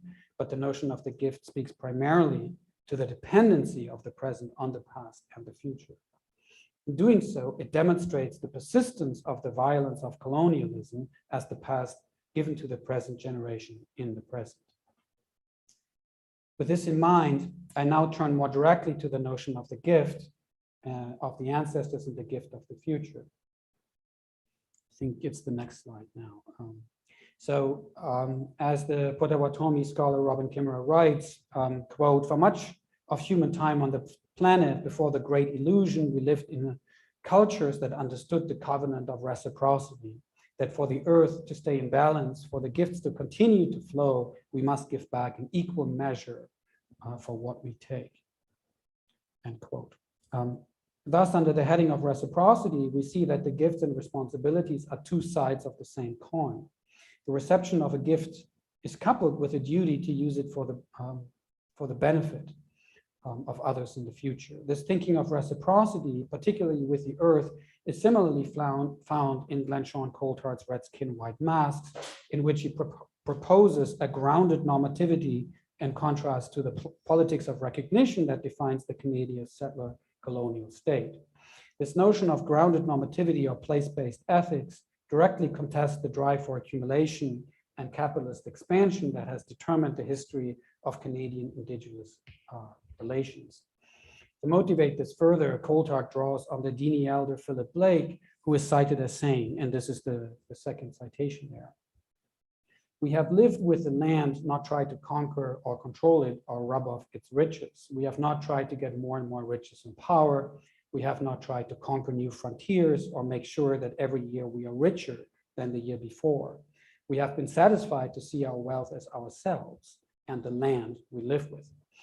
We did not try to improve the land and we did not try to destroy it. This is not our way. It is our greatest wish to be able to pass on this land to succeeding generations in the same condition that our fathers have given it to us." So there's a notion of reciprocity among generations again here. "I believe your nation might wish to see us not as relics from the past, but as a way of life, a system of values by which you may survive in the future." So, not relics of the past, similar to what I said early on, not enclosing indigeneity in the Holocene and so on. This we are willing to share. So in these teachings from Kimmerer and Blake, we can identify a dual conception of reciprocity, again, both with the land as well as with ancestors and descendants. The gift of land is seen as constitutive of the humans living on and from it. As Coulthard says, land is your identity, and quote, "identity that locates us as an inseparable part of an expansive system of interdependent relations, covering the land and animals, past and future generations, as well as other people and communities," end quote.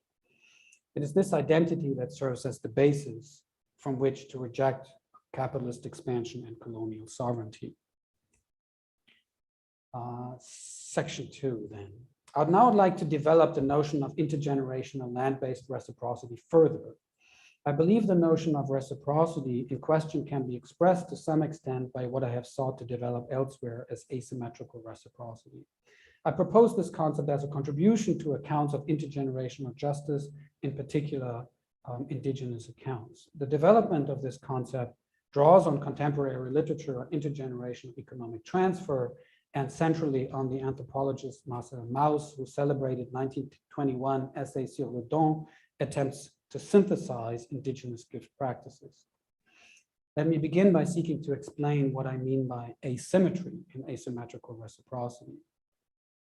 Apart from the sense of asymmetry with respect to future people, which is an important sense as well, namely a power asymmetry. I mean, we can severely harm them, right? And less so in the present. You have that asymmetry, and that may be the reason why Marion talked about it as well in the parent-child relationship that we discussed in the context of Confucianism.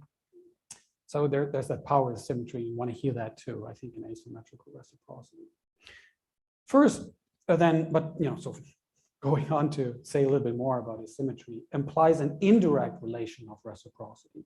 I think Marion talked about this too when he said, I don't really just mean a transactional sense, which you might call an exchange. Like I give you something, you give me something back, which is really a relationship where this exchange relation is a form of reciprocity where what's the right word? The relationship is momentary. Right?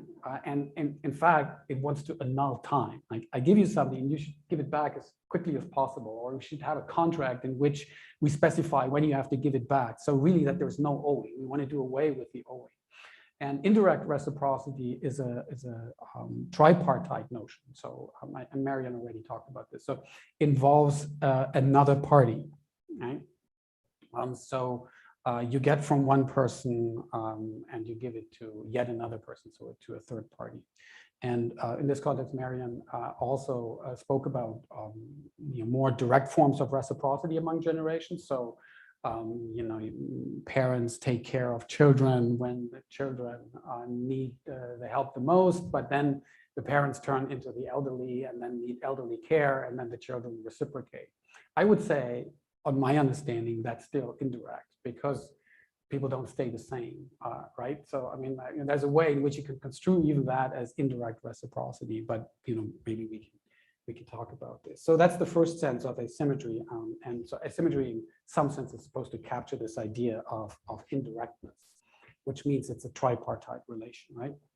In addition to the indirectness of giving, asymmetry applies to other key aspects. As our second aspect, it attempts to capture the constitutive nature of the gift. The gift is not seen as a mere object that the recipient may or may not accept. Rather, as we have seen above with the land received from ancestors, the gift received from A is co-constitutive of B in B's very being. The land, and we could add languages and traditions to this, is identity forming in a cultural sense that is inseparable from the material dependency on natural systems. As it determines intergenerational relations, this implies that the people in the present are co-constituted by the reception of the gift from the past. They would not be what they are without the gifts in question. And so this co-constitutive nature of the gift, I'm also trying to capture by this notion of asymmetry, in the sense that with respect to this constitutive nature, you remain asymmetrical. It's not something that you can control, dominate, exchange, trade away, something like that. So there's certain asymmetry there with respect to the co-constitutive nature of the gift. And that's what asymmetry is also supposed to capture. And then thirdly, in addition to the co-constitution of the past by the present, the asymmetry of the gift also implies an excessive quality, in that the totality of the gift received from the past is essentially inappropriable, cannot be fully consumed. Land, languages, traditions, and customs, and so on, cannot be appropriated in the way consumables are, but will always remain in access of the recipient. This inappropriable access, that I'm trying to, again, capture with this notion of asymmetry, is the condition of the appropriation of the past by the present, as well as the opening and linkage of the appropriators toward the future. Right, so land, in this sense, connects past, present, and future. Right?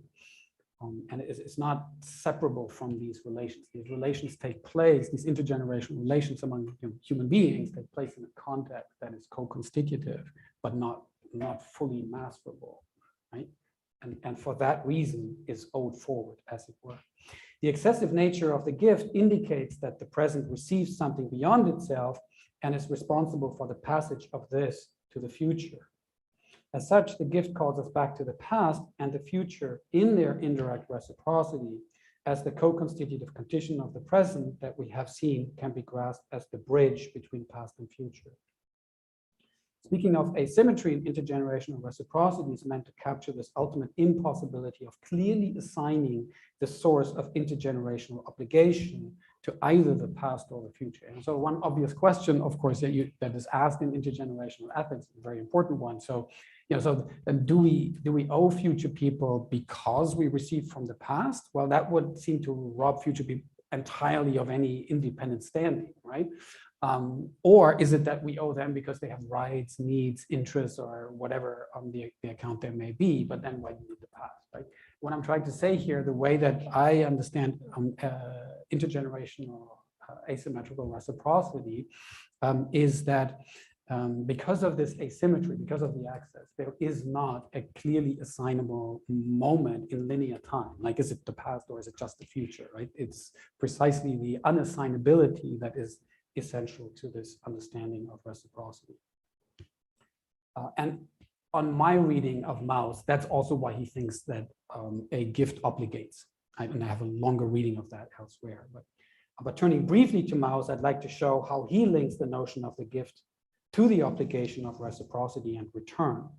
The basic argument, as I see it, is based on the notion of the asymmetrical access of the gift determined above, which implies that the gift does not just come from the donor, the individual who gives it, but rather is dependent on a much larger field of traditions, ancestors, and the land or the earth, which Mauss terms the native soil in his doctrine. Right? So part of the reason there is this access is that whoever gives the gift, the ancestors in the past, they don't own it completely either. Right? They pass it forward, but they depend on yet other ancestors before them. They depend on others in their present to sort of produce the gift, and they depend on the land, right? This is the important connection of the land. And there's some of it that you can maybe consume, and some of it that you can, to some extent, turn into a gift and make your own. But there's always going to be an element that you cannot. There's always this inappropriable access.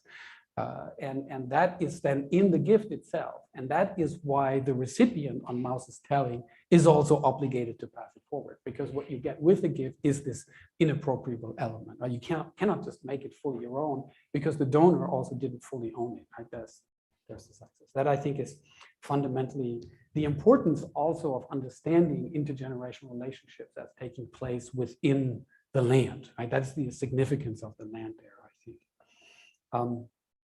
So I'm just basically summarized what I wanted to say there, I think. Now, in the interest of time, I'm going to skip a longer discussion of asymmetrical reciprocity that you're welcome to follow up on. Oh yeah, I should have switched to this slide earlier. And so you can now say, well, asymmetrical reciprocity is a bit more complicated than just from past to future, which still suggests kind of a linear timeline, that. And the work that Maussians have done, Mauss has had a very important legacy in sociology and as well as in intergenerational economics. Some of the work that's been done there, in fact, has tried to show that it isn't just sort of one type of asymmetrical reciprocity. There are three other types that are distinguished. And I don't want to go into the details here, but I have a little slide where I try to sort of map this out. Where you can, for example, give to the future in order to model that future, to give to its future, right?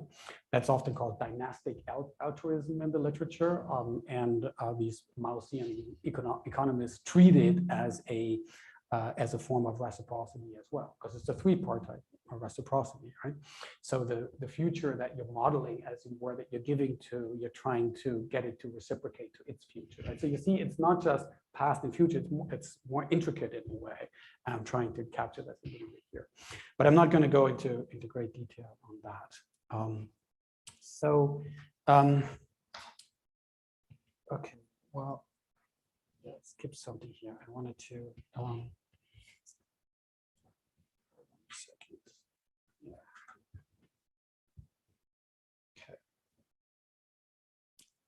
Okay, so third section, final section. I'd like to address how this notion, how this notion of asymmetrical reciprocity can aid in the task of demarginalizing the future. But before that, I'd like to address a worry about cultural extractivism, which concerns whether asymmetrical reciprocity ought to be proposed for a global humanity. Not being an indigenous scholar myself, there is a legitimate worry that the appropriation of ideas from indigenous culture, placing them, so to speak, in the marketplace of ideas, operates under the same logic of extraction that dispossessed native people of their ancestral lands. Thus, there's the worry that cultural extractivism follows on the heels of resource extractivism. Sort of first settlers take and break the land, then when there are serious concerns about it, they come back and ask for ideas and steal ideas as to how to fix it. In response to these worries about extractivism and a lack of trust and reciprocity among Indigenous peoples and non-Indigenous peoples, I'd like to first highlight that not all accounts of indirect reciprocity are drawn from Indigenous sources in the strict sense. For example, Maus draws on early Germanic as well as Roman traditions in the very same book that I just discussed. Second, as cited above in the case of the Dini Elder and others, some Indigenous scholars themselves universalize on this point or say we're willing to share. For it is intergenerational land-based reciprocity that Philip Blake proposes as a future system of values for our world. Similarly, Stuart Harawira hopes that, quote, far from being irrelevant in the modern world, traditional Indigenous social, political, and cosmological ontologies are profoundly important today to the development of transformative alternative frameworks for global order, end quote. But above all, I want to stress here a third key point. The notion of asymmetrical reciprocity avoids constraining the sense of future to a future that would be the same for all. In other words, asymmetrical reciprocity forestalls precisely the view that humanity is sufficiently one or non-problematically unified so that we could simply speak of it facing a common future. Rather, this notion of intergenerational reciprocity differentiates relations to the ancestral past. If this is right, then asymmetrical reciprocity provides a model for demarginalizing the future by taking into account the differentiation of the past as the very condition for the present. I think the social ontology of asymmetrical reciprocity deepens the point that the relation to the future is inseparable, both ontologically and normatively, from the relations with the past. The overall idea then is that because the very definition of Indigenous peoples, for example, in various UN declarations, but also the definitions put forward by White and others, includes reference to colonial dispossession, the possibility of respectfully learning from Indigenous peoples requires grasping the processes that rob them of their lands and aiding in the struggle for their self-determination in the future. Crucially, however, it is precisely in the recognition of the strong connection between the future and the differentiated past that the notion of asymmetrical reciprocity can indeed become a common reference point. There are then four ways in which asymmetrical reciprocity helps to demarginalize the future. The first, which we just discussed, and I'm coming to the end here, I think. It's a bit more. So the first, which we just discussed, constitutively links the future to the past, right? So, I mean, that's the basic point of asymmetrical reciprocity. It's sort of built into this notion of intergenerational ethics that the past always plays a role. And so what happened in the past is constitutively relevant for discussing intergenerational ethics and what we owe future people. That is, I think, basically the first point. Necessarily takes the past into consideration. There could be no relation to the future, apocalyptic or hopeful or whatever, that would not take account of the specificities of the past in its very grasping of what time is in general, for example, spiraling time, and the specific past of histories of oppression, dispossession, and colonization. On this view, in seeking to demarginalize futures, we not only should consider the past, but must do so, as asymmetrical reciprocity and the gift are co-constitutive of being and identity in the present.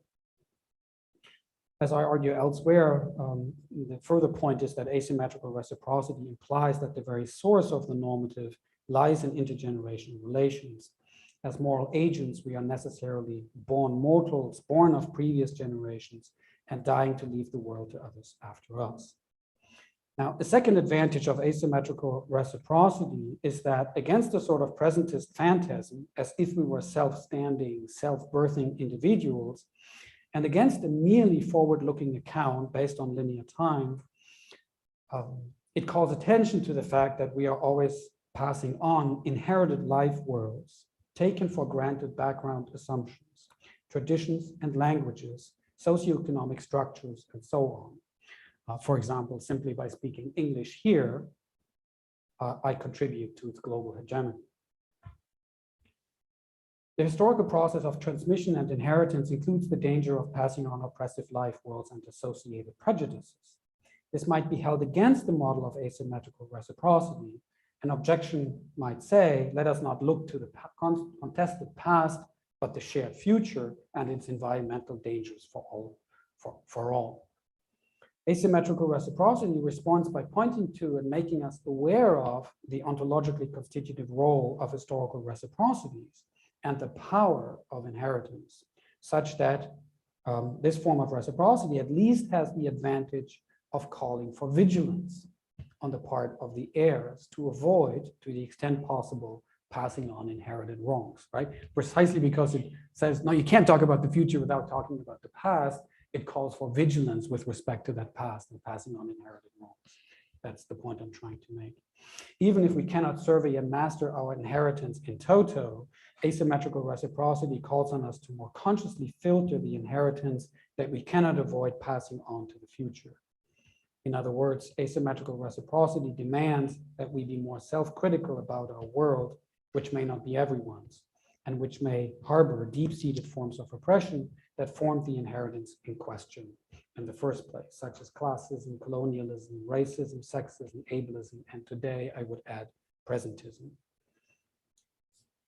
Third, as discussed above, one might think that the gift is only ever a benefit, at least on balance, and not a harm, and thus it would be wrong or even perverse to apply this notion, the gift, to the history of colonialism, that is, to speak of inherited gifts with deep historical harm.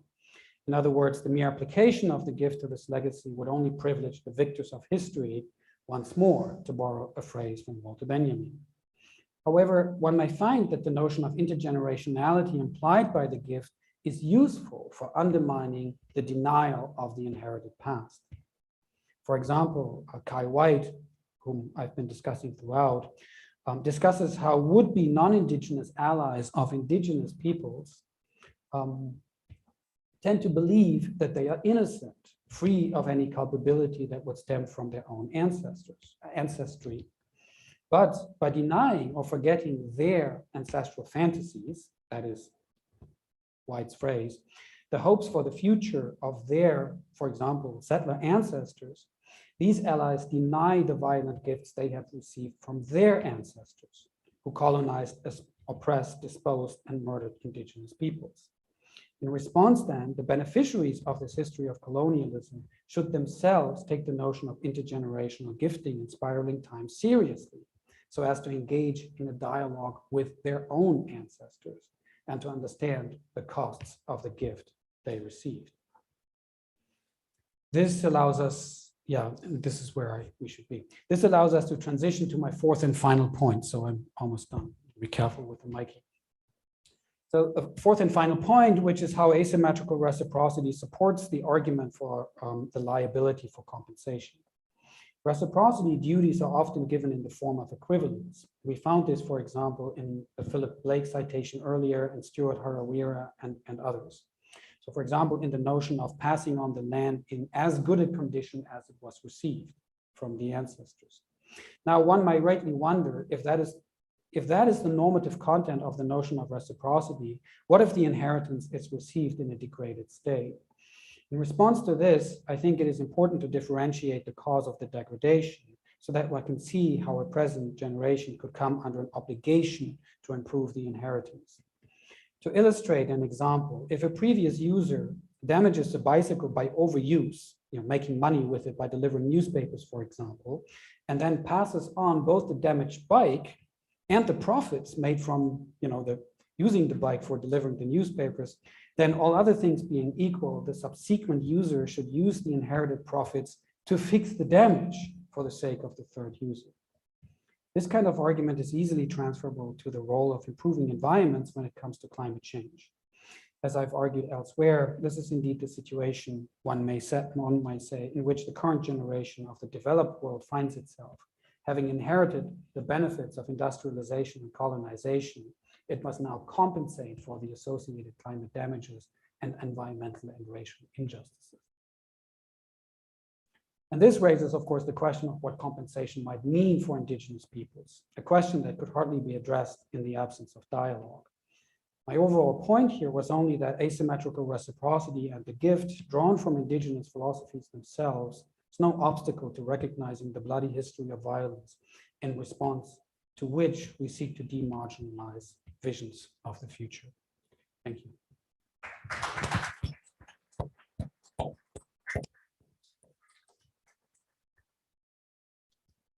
Thank you, Mattias.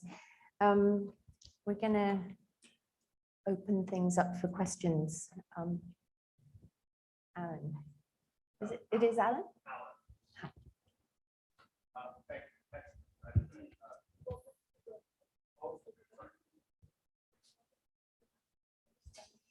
You can take off your mask when you're speaking.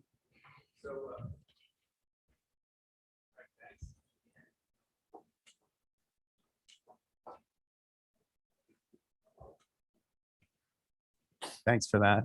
Hear me? Okay. That was, I mean, there's a lot there. I can't, there's a number of things I'd like to hear more about, but in the fullness of time. But there's a particular issue about the gift that I wanted to ask you about. I don't know if I'm using the right concept. It seems to me, in order to gift, you have to have title. That is, you can't gift what isn't yours in some sense of yours. If that's the case, I'm wondering if you think we have title to the world to gift it, and where we get it from, where we might get it from. Yes, thank you for that. I know you've been working on these questions when it comes to the earth, and I think that the way you ask these questions and pursue them is important for all of us. So I think it would be good to engage in this dialogue in a more extended fashion than might be possible here. But I think maybe part of the problem is for you is when I talk about the inappropriable and the unpossessable and so on. So, I mean, what I'd like to propose in response is to say, it seems to me that possession and inappropriability need not be understood in exclusive ways. And part of the problem, in fact, with conceptions of our relationship to what you just called world, or in this talk is mostly called land, may be the sense that you must have possession as an either or notion. So either you have it, you have title to it, or you don't. And what I'm trying to say is that there are, when it comes to intergenerational relations, there are ways that there are elements that connect generations with one another that are not amenable to this either or logic of either you have title or you don't. And land is one of them. Language is another. I mean, I gave the example of speaking English here. It is something that we give to the next generation, but can you say you have title to it? I mean, can I own the language? Can I have title to it? Can I have title to a culture? Can I have title to the land on which I was born? But it doesn't seem that it's either mine or not mine. It doesn't seem it's either ours or not ours. It seems that it is that which connects us in part because it is identity forming in the way I try to discuss with Coulthard's work. And so it's not indifferent to us. It's not, you can't say there's nothing to do with it. It's not ours. We don't have title to it. Nor can you say that we have the title and then ask the question, where does it come from? And I think that questions around property, title, and possession have to be handled very carefully when it comes to intergenerational relations in particular. Because if you have a certain conception of possession, that which links generations in important ways, in ways I try to capture with this notion of access, asymmetry, and so on, may be lost. So a lot of what connects generations to one another, I think, is not ownable, but yet is also not just entirely unownable or disowned, and so that, I think, is one way in which I would like to respond to that. Now, yeah, there were, of course, more particular claims than I made about the unpossessable, and this is where we could try to take the discussion further. So on my reading of Maus, it is precisely because a possession in the intergenerational sense, if you still want to use that word, is beset by or is enabled by that which cannot be possessed, that it has this way of connecting generations to one another, namely that it is owed forward to the future, and because you can't fully own it. Yeah, so in Maus, this is mostly discussed in terms of, one, that the generational chain goes further and further back. So you got it from the ancestors, but where did they get it from? Well, in part from their ancestors and so on, and then at some point you're going to lose the line. And the regress stopper is always, or it's usually something like nature, or the native soil, the forest in Maus, the birds and the sea and the forest. So these phrases turn up in these indigenous accounts very, very often. And they did yesterday as well. I think we have that recording from Grandmother Polaka's talk up as well. So, she started her talk, I don't know whether you heard it, but she started her talk talking about her parents and where she comes from. And then she said, yeah, and my parents come from the river and from the sun on her father's side, she explained. Right, and so that it looks like a regress stopper, but I'm trying to say it's the unpossessable in the heritage. Is that enough to, for now? Yeah. Yes. Thanks. I saw another question over.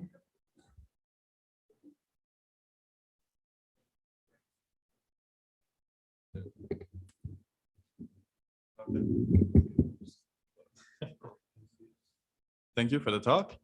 I'm interested in this idea of a dialogue between generations and, well, especially the notion of justice that goes with it. In relation to the gift, my question is really concerning understanding of the gift in relation to perhaps the good, or what we consider a good gift or a bad gift, and this leads me to ask a question about, well, in relation to justice and temporality, is there a chance of falling into a kind of presenting of the past and a presenting of the future, whereas, let's say, from the present definition of the gift and the good, we take back from the past what we consider as good and what we consider as bad, and well, we received problems from the past, and we're also receiving gift from the past, and then we're projecting this into the future. But I don't know if I'm clear in the kind of tension that I see in the temporality. Is this? I'm not sure what the tension is. Could you try once more? Yes. Well,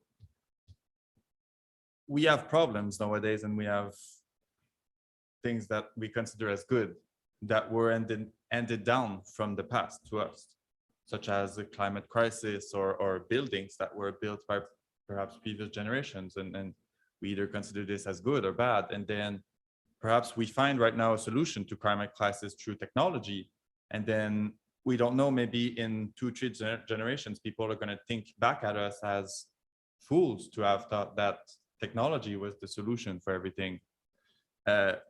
This is something that I trying to call the presenting of the past and the presenting of the future, whereas yes, we're looking back and in the future, but within our own understanding of the world. So I see as I want to ask a question concerning the conditions for a good dialogue between generations or conditions for an accurate justice that is not foreclosed into this present. Yeah, I think that's a good point. Now I understand better. Thank you, Guillaume, for that question. So it's of course always possible that the conception of justice that we have is itself bound to the present and is limited in its judgment about what is worth passing on and what we need to work on and get rid of and then leave as a legacy for the future. We could always be mistaken about that.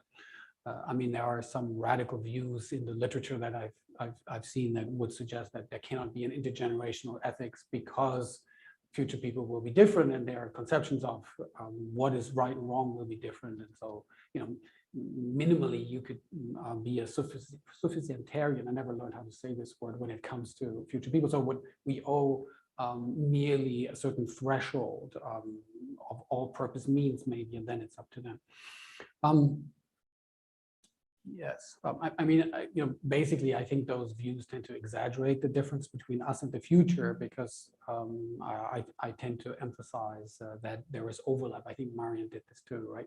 So generations are not just, you know, out there 200 years from now, but are with us already right now, so that you have this sort of more rolling conception or chain conception, if you wish.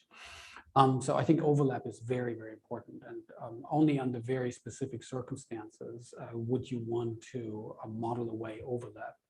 But that doesn't fundamentally address the problem that you are referring to, namely that conceptions of what is right and what is wrong change over time. And that always means implies a certain humility for us when it comes to thinking about what we want to leave as a legacy and what we want to deal with in the past in an appropriate manner. I think there is no solution to that. I don't think we, you know, have any way of accessing an ahistorical form of morality. But I do think that we can do better or worse. And one of the reasons why I recommended asymmetrical reciprocity is because it never permits a view merely of the future, but always suggests looking at the past. Because we have inherited life worlds, and those life worlds include many assumptions, are often have themselves built in a particular view of the past itself, of what history is, of the future that is worthwhile, and those need to be subject as much as possible to revision and what I call simply vigilance here. But I, you know, and there's more to be said about how, you know, how to do that. But the advantage I wanted to say of this view of indirect reciprocity among generations is that at least calls attention to that and doesn't say, okay, let's just leave the past. There's so much there. There's all these problems. You know, let us just talk about, you know, climate change. Let us just all pretend that we're all human and we all face this common thread, and let's address it in common, right? And with respect to that, I say, well, you know, let's look at what that conception of the human is, and let's see how that conception was, how we inherited it and what kind of problems went into it, right? So that's basically why I think that asymmetrical reciprocity has certain advantages there, but it's not a magic fix. Just wondering if we don't have any Zoom questions as far as I can see, but there's another question from the audience. Yeah.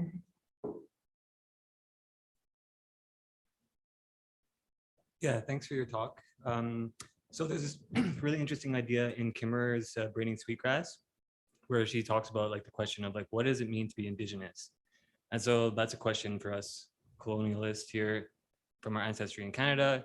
Like, she answered perhaps rhetorically, but she said that what it means to be indigenous is like to have a stake in the land and the future. So in one hand, like I thought this is helpful for your asymmetrical reciprocity because it's like, yes, we have this ancestry of Canadian colonialism, but we can have a sense of indigenous heritage if we have a stake in our land and future. And I thought this is helpful to tie into your question here because it's like, where do you get the title of being indigenous? It's not only this thing that you inherit from a static past, but it requires that you have an open future, and that open future is in a sense like unpossessable. So the title is itself this thing that is caught between the past, present, and future, but it's unpossessable because you always have to have a stake to the future, and the future is open. So yeah, I was just wondering if like, my question was just like, I guess, what do you think of this? And is that kind of a good way to understand his question as well? Yeah, I think it is. It's very helpful in giving more contours to the idea of the unpossessable, because the unpossessable has in fact to do with the future, but not just a future that's sort of out there and doesn't concern us now, but a future that is here, and for example, in the form of the stakes of the land, and having a stake in the land on where we are. So I think that's very helpful. And as to the definition of indigenous, I mean, there are various accounts out there, but for this talk, when I spoke of the indigenous, I just followed the UN definition that Stuart Harrow-Weir, for example, cites and uses, and that Kyle White and others and some of his co-authors also put forward.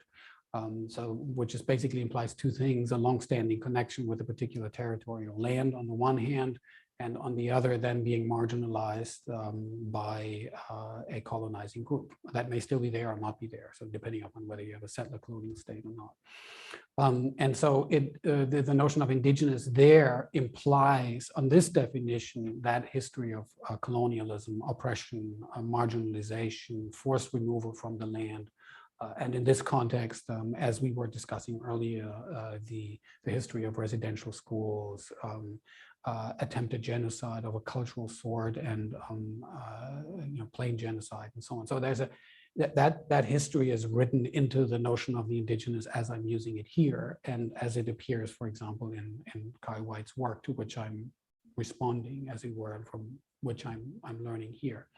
So in that sense, I am not indigenous. I'm seeking a dialogue or opening up a dialogue, but I'm not myself indigenous. The way that you phrase it, following Robin Wall-Kimmerer, whenever you have a stake in a particular land, then you become a participant in the indigeneity, if I understand correctly. So it's a different way of using it, but it's helpful in the way that we think about possession, title, and the unpossessable. So thanks for that suggestion. I have to unmute myself. Any more questions out here? Oh, hooray. There's also a hand up. Yes, okay, Celine. I can see Celine has raised her hand. Can I just speak? Yes. Yes. Oh, okay. I didn't know if I had to type it out. So I just wanted to first thank you, Professor Fritsch, for the wonderful talk. So I don't know if this is maybe digressing too much. It's just something that I've been trying to think about a lot, and given the rising amounts of reports on just appearing every morning on social media of like, oh, we've reached a new threshold of like, there's no going back in terms of like, the environment.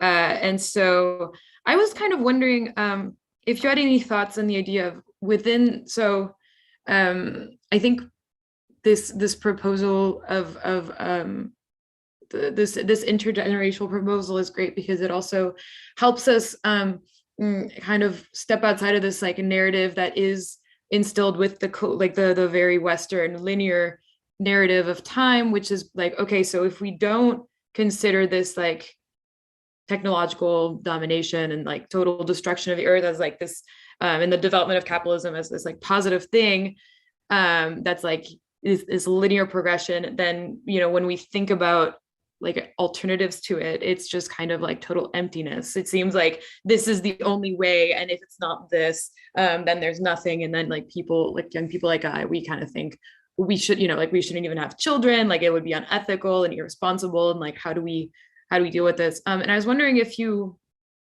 had any thoughts on this idea of like within this gift, if there's like a certain responsibility, like how do we place ourselves and how do we become responsible? Like what kind of responsibility do we have within this gift? So for example, as like a person of privilege who exists today, I think I shouldn't like just wallow in this like desperation of the world is going to end. I have like some responsibility to future generations to at least have hope and at least fight as I can, regardless of what this outcome will be. And I'm kind of wondering if there's a way to see the notion of the gift and like, how do you place responsibility? And I don't know if that kind of makes sense. I'm just trying to like really try to see if there's how to link these two notions together. Let me know if that makes any sense. Yeah, sure. Thanks for that, Celine. Yeah, it's kind of tricky. How should we think about the future in view of the past? Is there hope? And if so, what kind? I mean, I think one useful way of beginning to answer these questions is that, in my view, when it comes to environmental destabilization, two kinds of responses are to be avoided. One is the sense of what you call total destruction. That's what we're facing. And I actually think that often goes along with the notion of the Anthropocene. And for me, that's one of the biggest problems, because then the concern with respect to the future, when it is described under the heading of the Anthropocene, very often is humanity's survival is at stake. So because of the anthropos in the Anthropocene, when those discourses turn towards care for the future or concerns, ethical, moral, political concerns for the future, then they tend to be a very baseline concern about the survival of human beings, the human species. And that seems to me to be entirely mistaken, because I haven't seen an IPCC report that makes that the primary problem. The primary problem is one of global justice and intergenerational justice. So it's global justice because it is the global poor that will suffer the most and are already suffering the most from environmental destabilization. So it's a concern about global justice, I think, that should be our primary issue. And also then I have concerns around these discourses of humanity's survival, because then the rich building their bunkers is in fact justified, right? Because they're human. And some authors in these discourses, in fact, the proponents of the notion of the Anthropocene will say that. Right? I find that very worrisome. So that's the one. So it's not total destruction. It's not, humanity won't survive and so on. It's a concern about global justice and intergenerational justice for me. So pro-futural concerns need an account of global justice and need an account of intergenerational justice. And this account of intergenerational justice, the injustice that's being done to future people, that is what we're talking about mostly here, but it needs, in my view, to be supplemented with an account of global justice.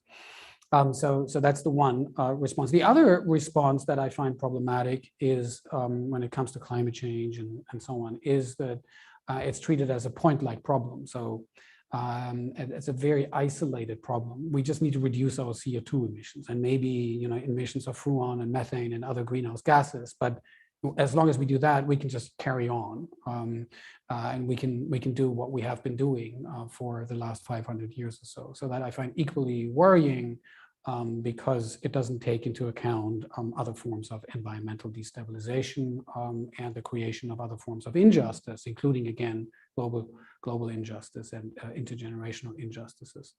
So it's not just a point-like problem that we can just fix and otherwise carry on the way we have been, nor is it total destruction that's on our horizon, I think. And then the question is, what is an intermediate path, as it were? But we have a lot of language from scientists, environmental humanities, and so on, that can help us in this context, such as planetary boundaries and the worries about overstepping planetary boundaries. So I like the phrasing of it in terms of a habitable biosphere, for example. That's the first thing we owe. These are boundary conditions on other kinds of gifts that we ought to pass forward. So very basically, what we owe forward is a habitable biosphere. But how you fill that with content, what does habitability mean? Of course, depends on how many people there are and what kind of living conditions they are placed in, and so on. And so then you need more traction. You need a richer account of a theory of normative theory of justice in order to fill that with content. But nonetheless, this language of the gift is helpful in that context, because as I would say, that's what we owe forward.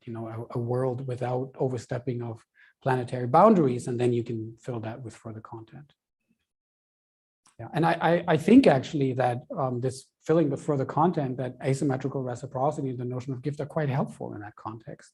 You know, when you make when you make reciprocity indirect, then something interesting happens in my view, and I've tried to show this elsewhere. Then the question is not so much, you know, who contributed to a collective good so that, you know, they get proceeds from it. The question is more, so it's not from contribution to entitlement. The question is more, if we assume that everyone is an intergenerational recipient, and the question is, who do we owe it to, right? Because now you have a third party, and the third party is to some extent undetermined, or is to be determined, right? Namely the C in my account, the party that we owe to future generations. Or at least including future generations.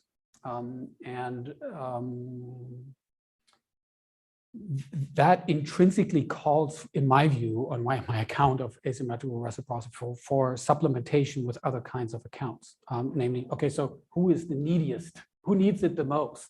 Right? If there's this third party that isn't already determined as a contributor, so isn't circumscribed by the account of who is entitled to receive a share, but is in a certain sense open-ended, then there is an important question as so, you know, what are you going to fill it with? This question: who is the recipient and who should be the recipient? And that's why I think asymmetrical reciprocity, in fact, calls for other kinds of accounts and is open to them. It's open to supplementation by other accounts of what is owed forward. For example, accounts of global justice. It calls for them, and that I see as part of its virtue. I hope that helps. Yeah, thank you very much. That's wonderful. There are no more questions. Any more questions? No more questions in the chat. Yes, Alan. I don't want to hog the mic, but I have another sort of more ontological question. So there's a kind of tension in your view between, maybe it's not, there's a kind of issue between reciprocity as a relation between distinct entities and co-constitution. So, right, am I right in thinking that there's a sort of ontological relationship between past, present, and future, a constitutive relationship? But reciprocity is a kind of relation between distinct entities. So can I ask you where you come down? Like, how distinct are the generations as entities? Are they ontologically distinct such that they can fit the rest, or is it weird? Like, is it part of one whole or like that? Yeah, good question again. I think that I'd like to answer, I don't know how much time I have, but yeah, okay. I'd like to answer by saying that the constitution in question that I'm talking about is temporally open. So it is a historical account where history is neither entirely determinative nor something we can disregard in our constitution. So, and that it's historical time, including the passing on and the transmission of inheritance, language, culture, infrastructure, you know, streets, buildings, and, you know, Jason mentioned those earlier, socioeconomic institutions, political institutions, and so on, that are on the one hand co-constitutive, so they play a role in who we are, they make us who we are. But on the other hand, they're intrinsically open-ended. So their constitution is a weak kind of constitution, such that it's never entirely determining. There's always leeway for taking it up in this way or in that way. And there's, in fact, in every inheritance, there's a demand to filter it, to select it, you know, to do one thing rather than another with it.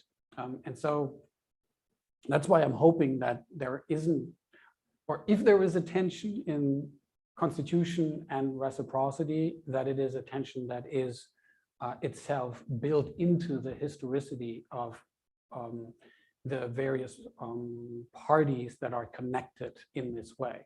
So that's why I think you know, in the longer account of this, some of which you've seen, the gift is both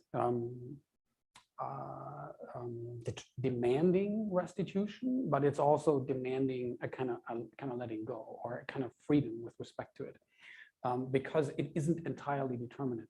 The nature of these goods is, again, caught between constitution and open-endedness. That's how I like to think of it. So in other words, we are historical, but history is not determining our fate. That's what I would like to say. So that's why there may be a tension, but I hope it is a tension that on the one hand situates us in particular histories, so we have to face those histories, but on the other hand gives us some leeway as to what to do with them. That's how I would like to respond.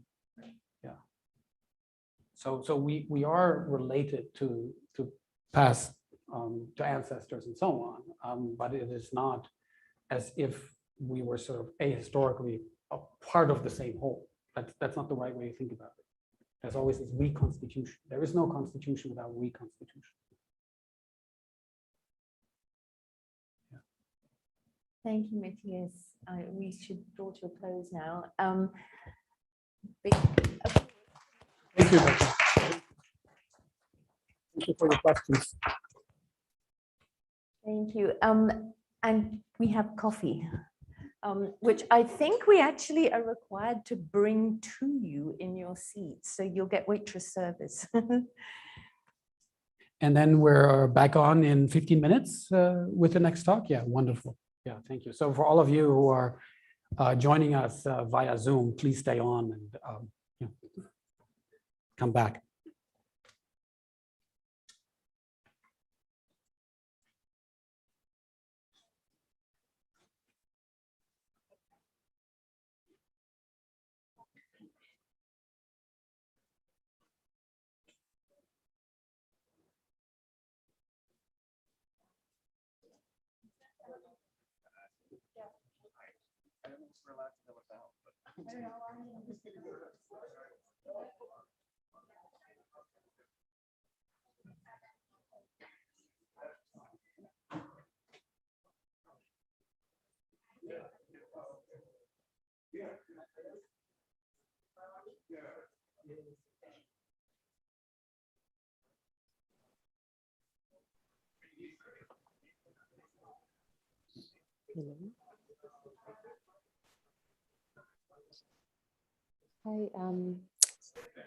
I would just like to invite the next speaker to join us.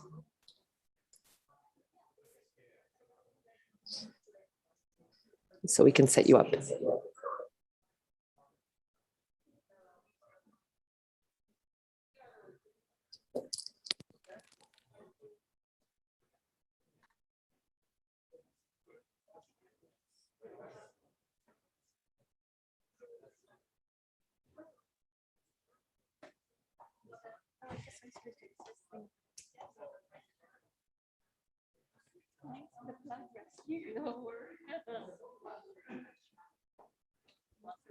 Hello.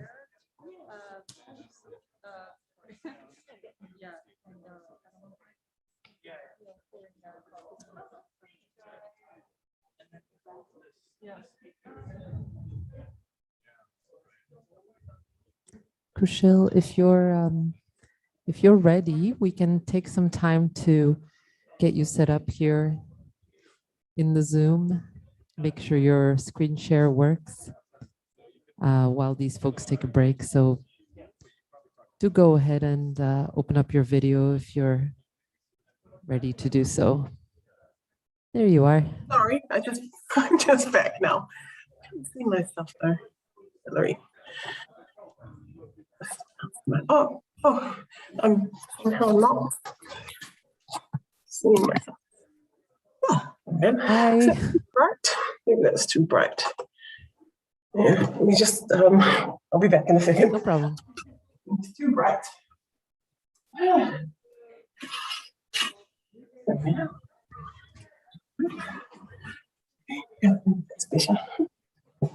Oh yeah, that's slightly better. Hi. I should try and share my screen, huh? Yeah, let's do that. Just while we have time, why not? Can you see that? There it is. Yeah, beautiful. Can it move? Yep. Okay. So that's there. Now I can't see the people and myself. What's that? Are you using two screens or? Yes, I am. Is that the problem? No, it's not a problem, but that's usually, that's sometimes what happens is that it skips, it covers up your view. You can always drag the window of videos out before you screen share. Do you want to maybe try that? Stop share. So drag this thing out to there. Is that what you mean? Yeah. Okay. Now we do. And now? Yeah, can you see us on a?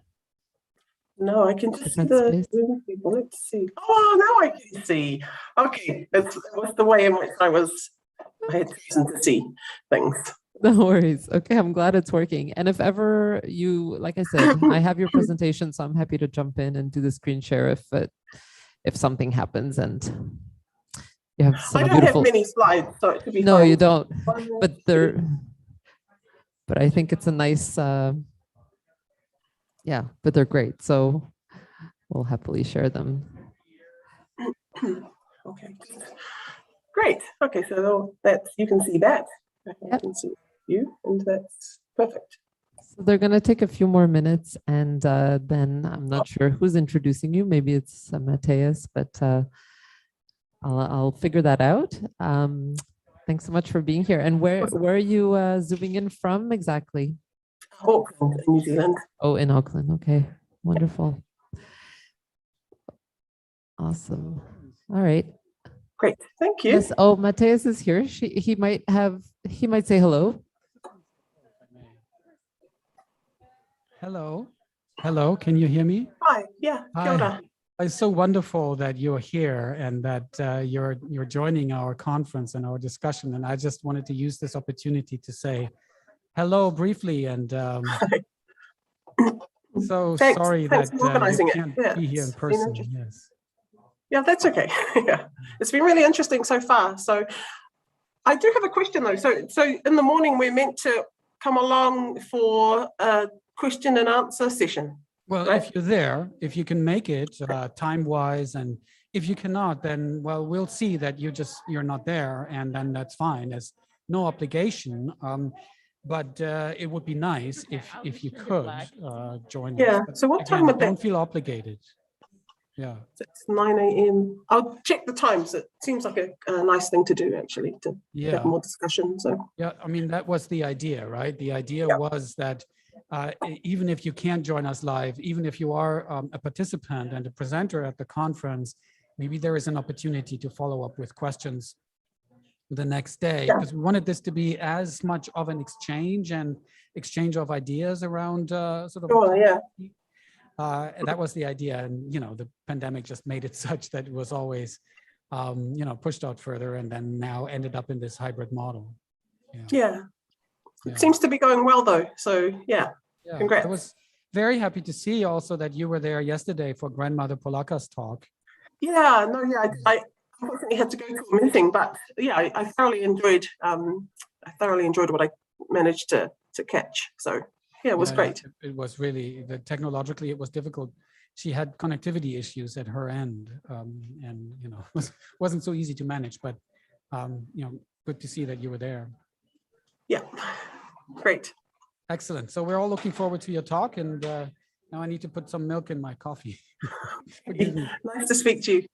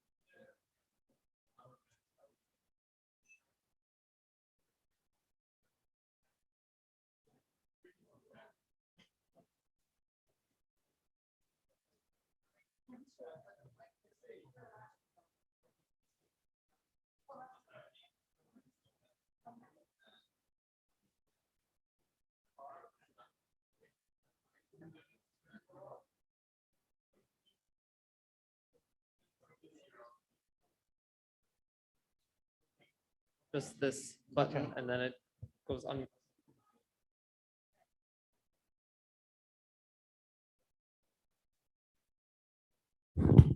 Oops.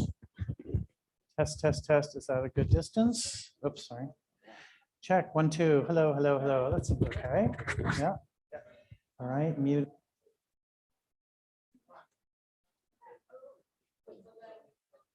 Joanne, does that include us? That includes us and the speakers.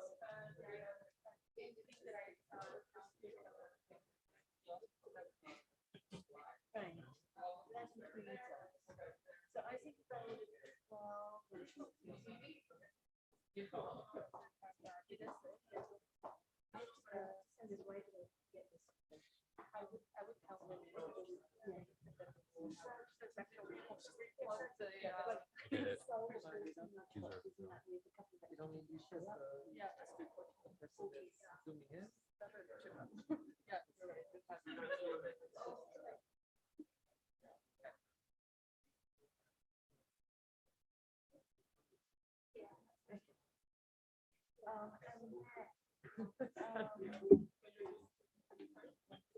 and then tomorrow we will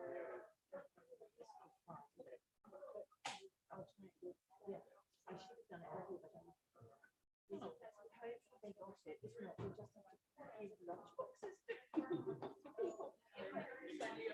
Yeah. So sure it's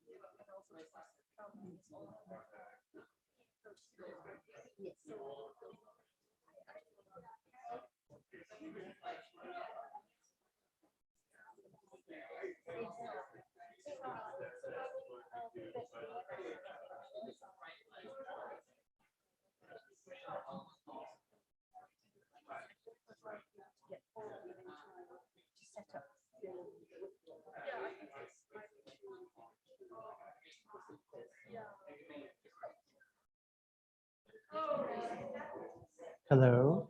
Krushil, I wonder if do you hear me? Oh, hi. I wrote you a little message in the chat just to introduce myself.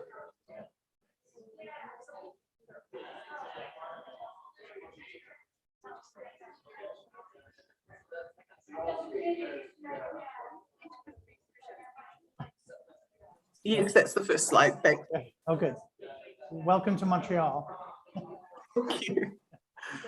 Nice to meet you. Yeah. We're in a room with many screens and many cameras, so I'm not sure exactly where to look, but I see you in this direction, so I'm gonna look that way. Okay.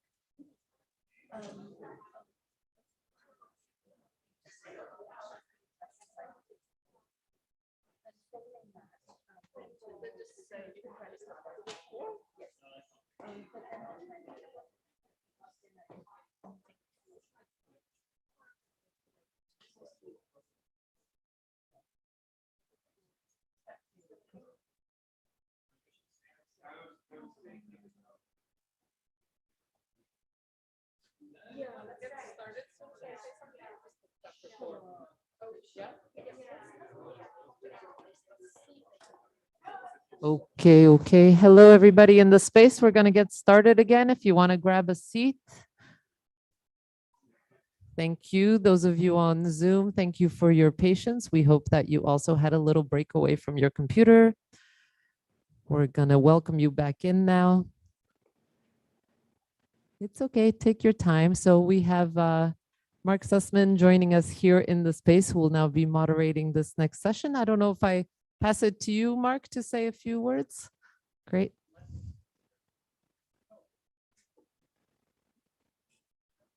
All right, everyone, we'll get started.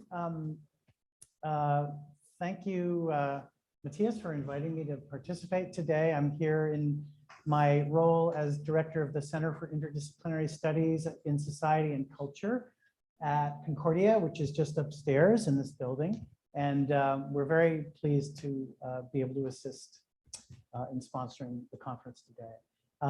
I'm introducing Professor Krushil Watene from Massey University. Professor Watene's primary area of expertise are mainstream theories of well-being and justice, particularly the capability approach, obligations to future generations, and Indigenous, and particularly Maori, philosophies. A Maori scholar, her research pioneers high-level discussions of Indigenous concepts in global justice theorizing, grounded in research that demonstrates the central role of local Indigenous communities. Professor Watene, thank you for being here today. Kia tātou, ngā mihi ki te haukainga nei. Ngā mihi mai oha kia koutou i tēnei hui, ko Krushil Watene tēnei mihi atu nei, he uri no Ngāti Manu, te hikatu, Ngāti Whātua Ōrākei me Tonga, tēnā koutou katoa. So thanks very much. First, my acknowledgements though to the local people of the land, and greetings to everyone here. My gratitude to the organisers and to some of the people I know on Zoom, actually, ngā mihi nui. I hope everyone is doing okay.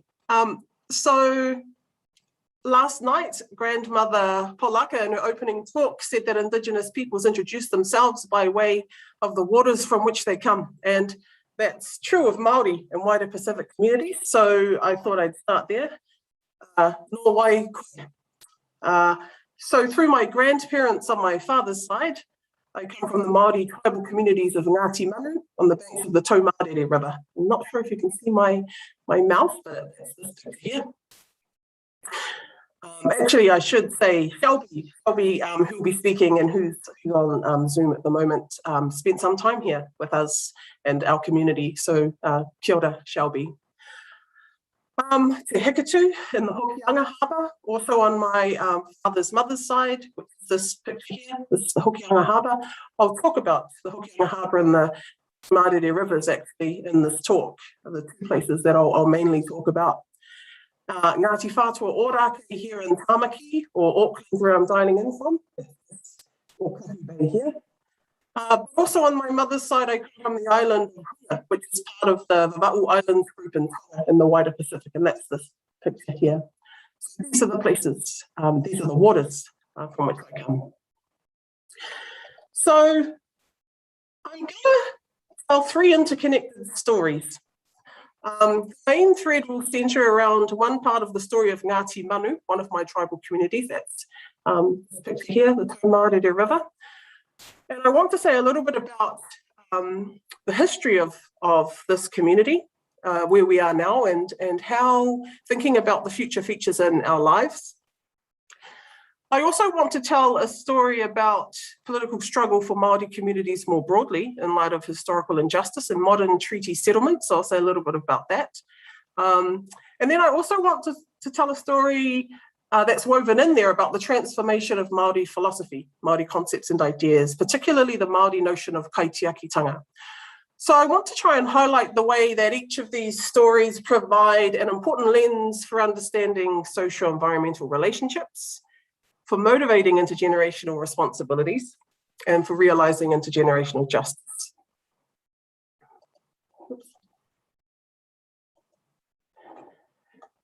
So this is a picture of the Kāretu Valley.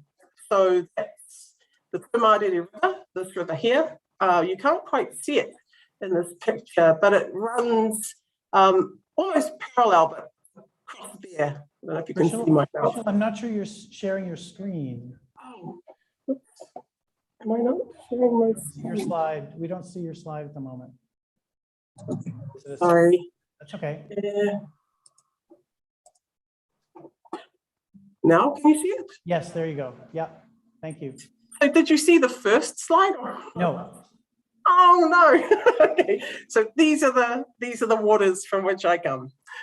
This is the Taumarere River, the Hokianga Harbour, Kahi Bay and Tāmaki, and the Pacific Island of Huna in the Tongan group. Right. Okay, apologies. Didn't see that I had stopped sharing. Okay, now this is Kāretu Valley. And it's the modern day homeland of the tribal community of Ngāti Manu, which I mentioned. And as I've said, you can't quite see it, but the Taumarere River runs alongside part of this valley. And we have a saying that the river is slow to anger. It's quiet and it's unassuming. But that beneath that quiet and unassuming appearance simmers a rich and deep complex history. And I just want to talk a little bit about that. So the fertile lands of this valley provided sustenance and shelter following our forced removal from our coastal home not too far away in the Bay of Islands in 1845. And so we followed the waterways. I want to talk a little bit about how that came around, but later. So we followed the waterways further inland, in part to remind us of our enduring connections to those coastal lands and marine areas that we were removed from. But over time, the waterways came to symbolize our widening intergenerational disconnections too. So a tiny fraction of Ngāti Manu descendants live in this valley today. Like other tribal communities, many of us had to move elsewhere. Our forced removal and later urban migration transformed our relationships and subsequent land policies reinforced those disconnections. The Tau Māori, once home to a thriving ecosystem, is now one of the most polluted in the country. So modern Aotearoa New Zealand was founded on the promise of partnership.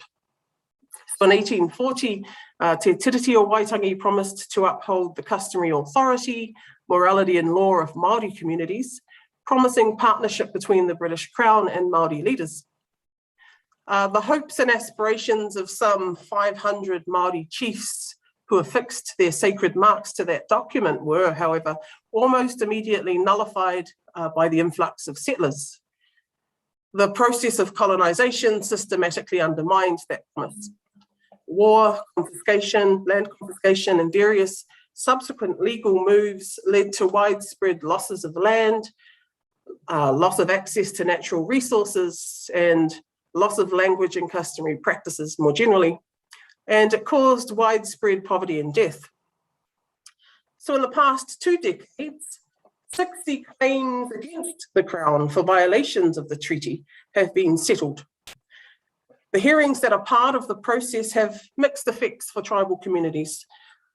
On the one hand, they enable tribal communities to address the Crown on many historical injustices, but on the other, for Māori communities themselves, the process is in some ways disastrous. The most distressing aspect for Māori communities is the deepening of divisions and conflicts that the settlement process causes within them yet again.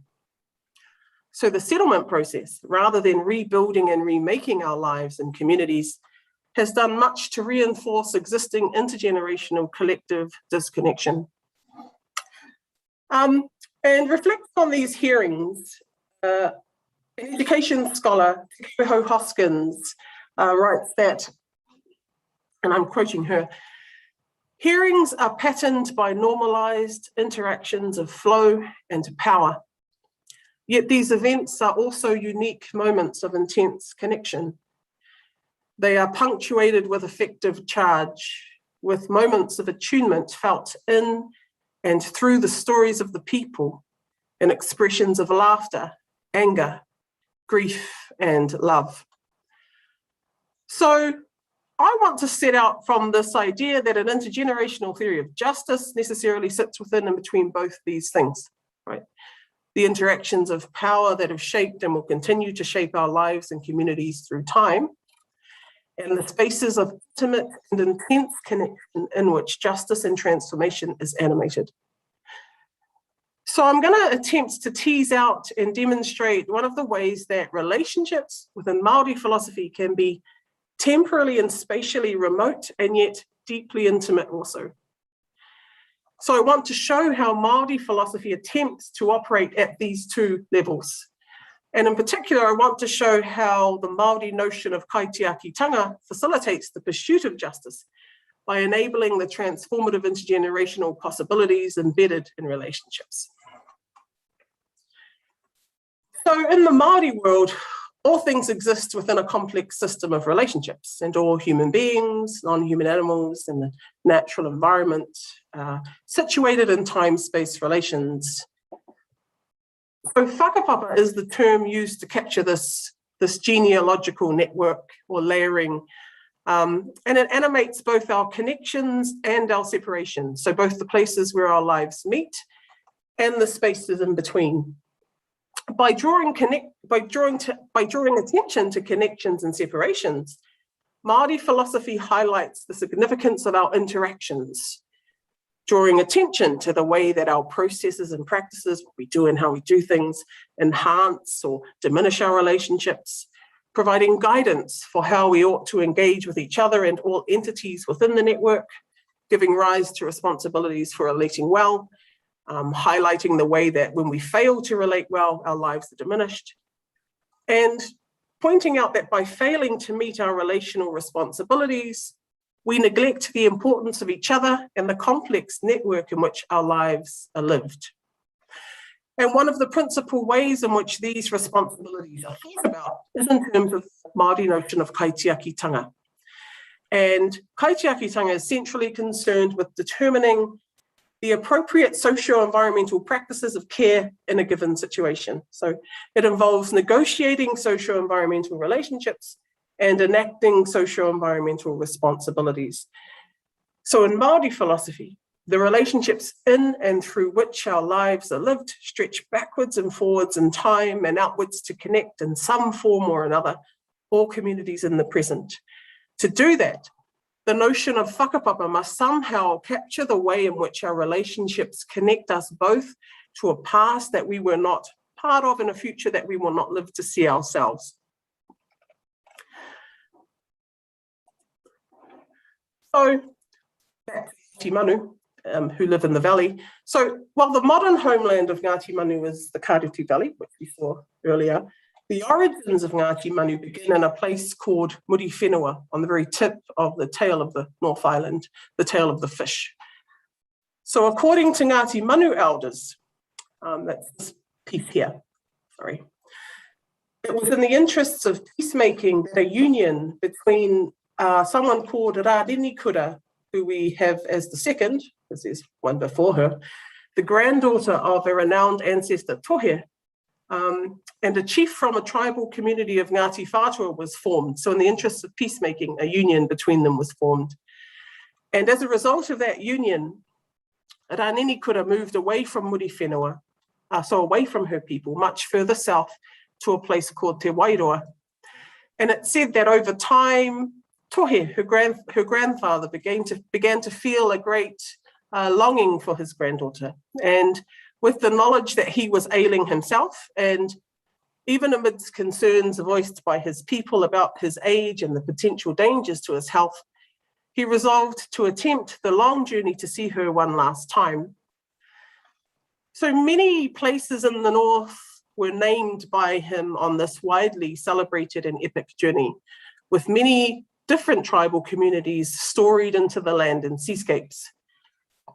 And an important section of the journey for Ngāti Manu begins after Tohe manages to negotiate the waters of the Hokianga Harbour. So that was one of the places that I come from. That was the Hokianga Harbour was one of the pictures that I showed earlier.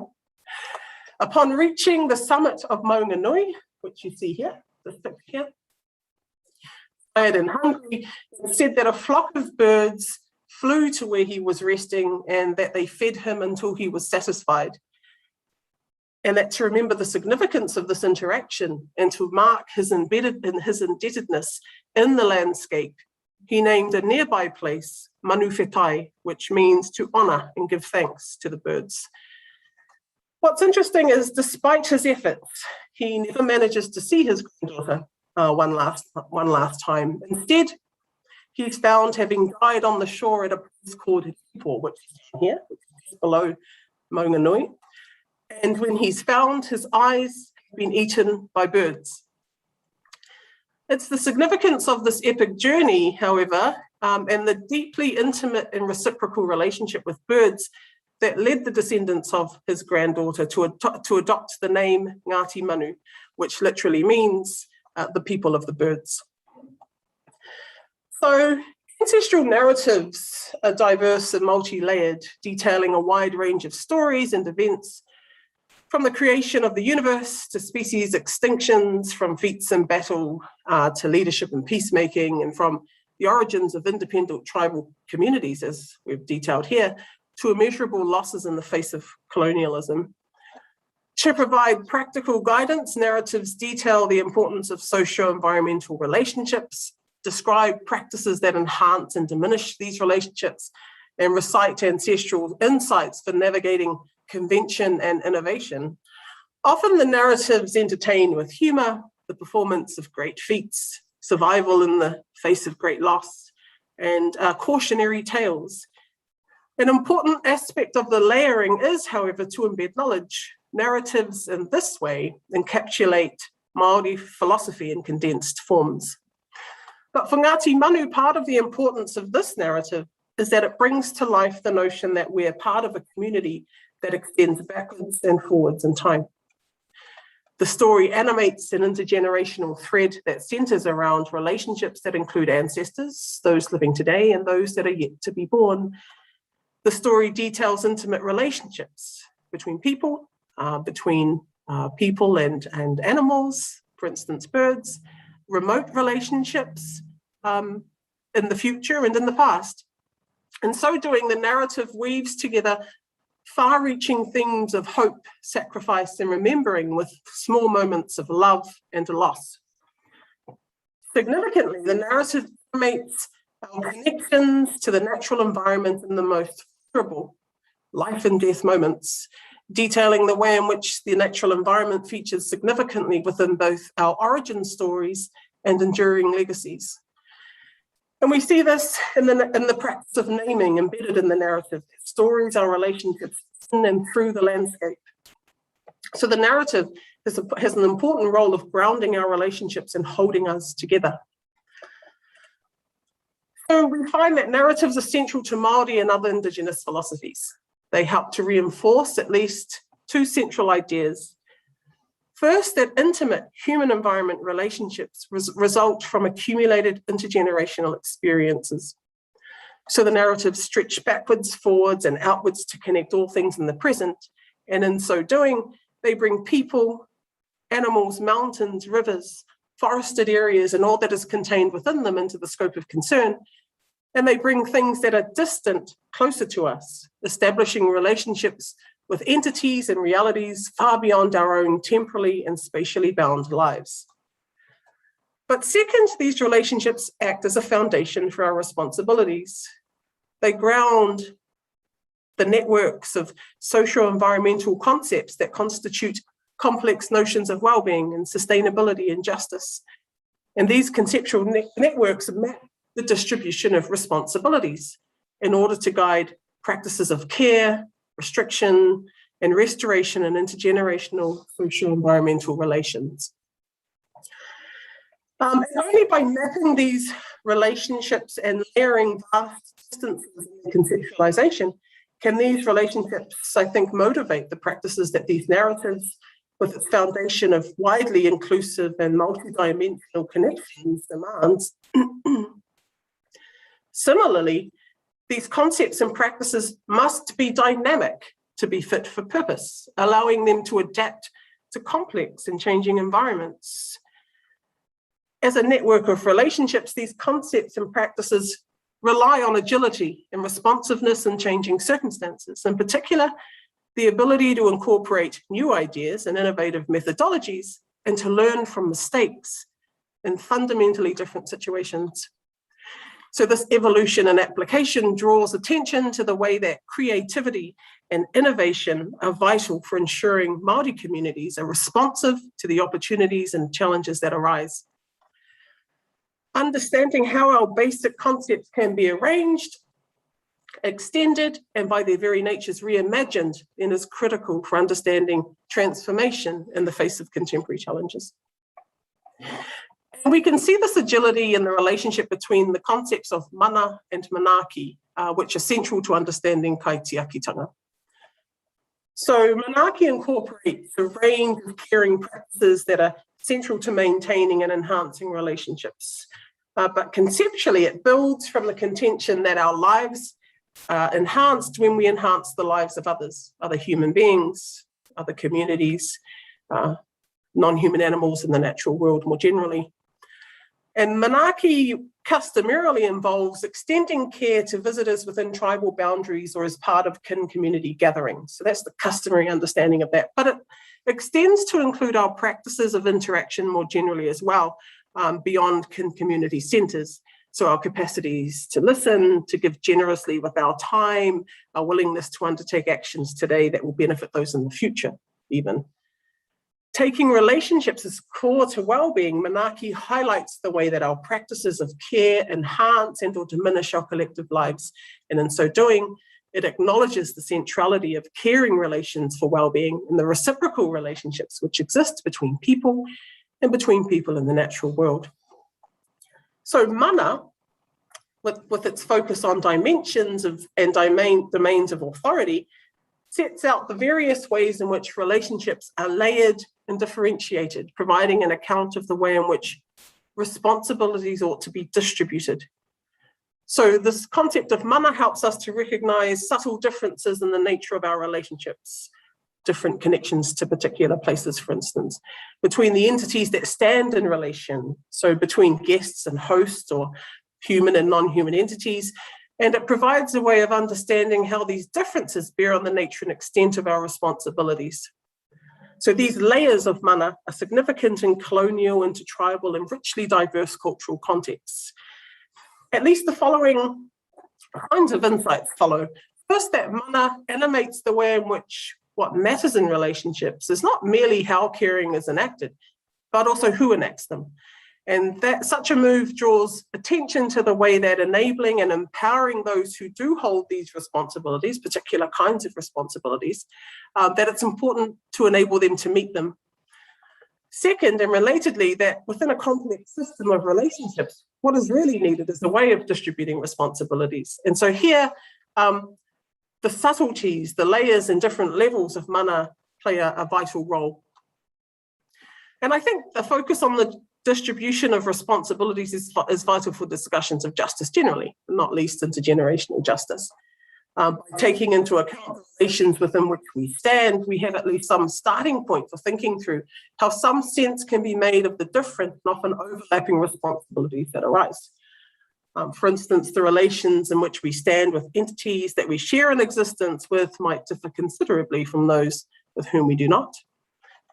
And one implication for Kaitiakitanga and even any theory of intergenerational justice concerned with relationships is that they must be able to recognize and respond to these different relationships and give rise to the different responsibilities that come about.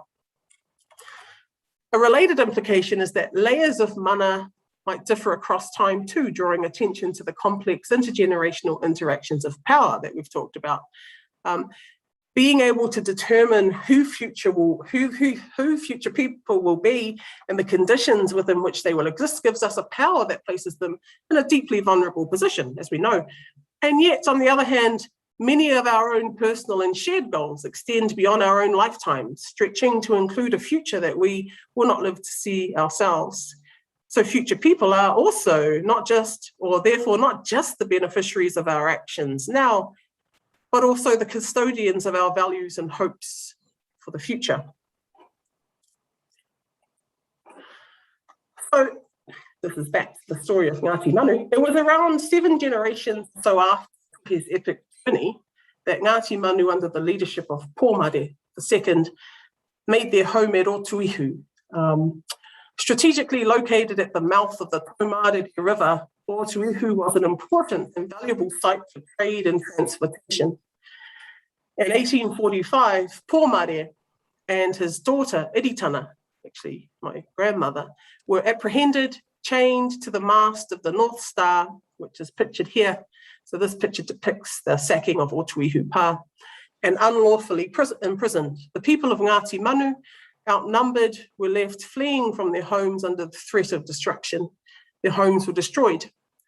To return to his people, Pōmare agreed to the terms of the pardon offered to him by the Crown. Those terms restricted alliances, relationships with other northern chiefs, and required that Ngāti Manu cede their interests in their lands at Wahapu area. Honouring the terms of his pardon, Pōmare did not fight alongside other northern chiefs against the Crown himself, but honouring relational responsibilities, Ngāti Manu were still sent to support these efforts. As part of later peace negotiations within other tribal communities in the north and the Crown, even more land was ceded, including the ancestral home in the end, this place of Otuihu. So in the years that followed, warfare, various policy and legal moves and further confiscation served to feed the growing appetite for land and led to further domination. In particular, the Native Land Court in 1865 vested land in individual title, dispossessing tribal communities of ancestral land. Not only did this move ensure that land could be bought and sold easily, but it intentionally destroyed the notion of community that lay at the heart of the Māori world. So Māori response to colonization has been built around recentering the value and significance of community and relationships.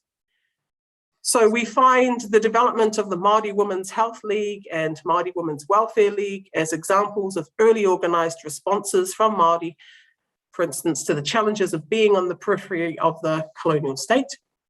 Similarly, the importance of community has been a driving force for the transformation of Māori health policy generally, and to the development of things such as whānau ora, the whānau ora of health more recently.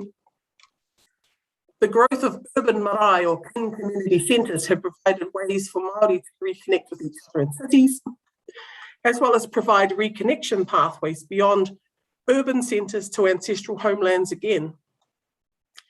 Māori education movements continue to do much to protect, reclaim and revitalise language and practices. And developments in law too, such as the granting of legal personhood and rights to natural entities, do much to embed Māori philosophy and practices in environment law. Each of these initiatives that I've mentioned can be described as expressions of Kaitiakitanga, enacted in both customary and contemporary contexts. So customarily, Kaitiakitanga is the diverse collection of intergenerational practices developed by tribal communities to enable social environmental relationships and flourishing within tribal boundaries. And these practices include a range of activities enacted by a range of community members from elders to youth today. They include river restoration projects, marae renovations, language programs, as well as the development and enactment of environmental management plans. The customary practices that enhance these relationships are the result of intimate place-based knowledge and its intergenerational transfer. Importantly, such knowledge and experience ensures that practices adapt and respond to changing circumstances, as we've said, incorporating new ideas and innovative methodologies in fundamentally different situations. And so again, this highlights the dynamism of Kaitiakitanga and Māori philosophy generally. Indeed, innovation shapes the history and growth of Māori philosophy itself, grounding the Pacific Ocean voyages, the development of Māori knowledge, and the embedding of that knowledge in the landscapes of Aotearoa New Zealand. Similarly, Kaitiakitanga is one way of describing the cumulative socio-environmental knowledge and practice that Polynesian ancestors brought to Aotearoa New Zealand that was then further built on during early life here, and which continues to respond to the ongoing needs and aspirations of Māori communities now and in the future. So today, most Māori live away from their ancestral marae communities. We talked about why that's the case. This diaspora presents radically different circumstances in which Kaitiakitanga must be enacted. For instance, this reality can make it difficult for under-resourced communities to enact their responsibilities on homelands. Much of these lands are now in individual title, and where it is collectively held, most of those people live elsewhere. What's more, geographically dispersed and locally diverse communities make layers of mana even more complex, the layers of responsibilities and authority. In contemporary urban contexts, Kaitiakitanga must take on radically different forms. Contemporary intergenerational initiatives and struggles speak back to systems of power and build intimate connections between and within disenfranchised and disconnected Māori communities, often in urban centres. Digital platforms provide different and emerging opportunities to engage and relate remotely, transforming relationships and the responsibilities that arise. Schools facilitate recognition and reconnection by enabling a range of cultural practices and by strengthening urban Māori communities. Similarly, urban restoration projects and practices undertaken by urban-based tribal communities can create reconnection opportunities and pathways for Māori diaspora too. By facilitating the strengthening of social environmental knowledge and relationships and creating meaningful pathways back to ancestral communities and practices, these contemporary expressions of Kaitiakitanga reclaim and empower community cohesion. By reconnecting us with each other in the natural world, these relationships are able to feature as fundamental to our collective lives.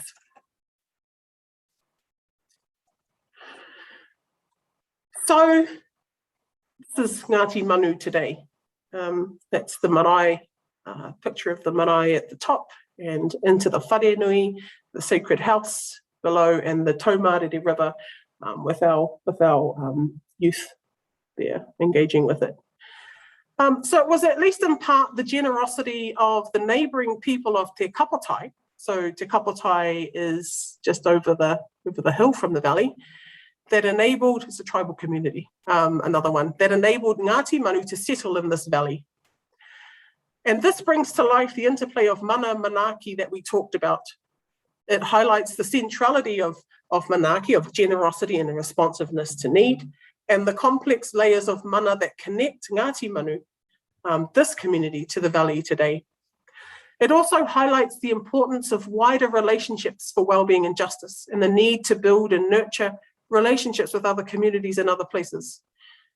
What's more, this short story of Ngāti Manu reminds us that sometimes our existing ideas are unable to be planted into new ground. Sometimes our ideas and practices must be regrown, often in new ways appropriate for different places or in response to the opportunities and challenges that arise.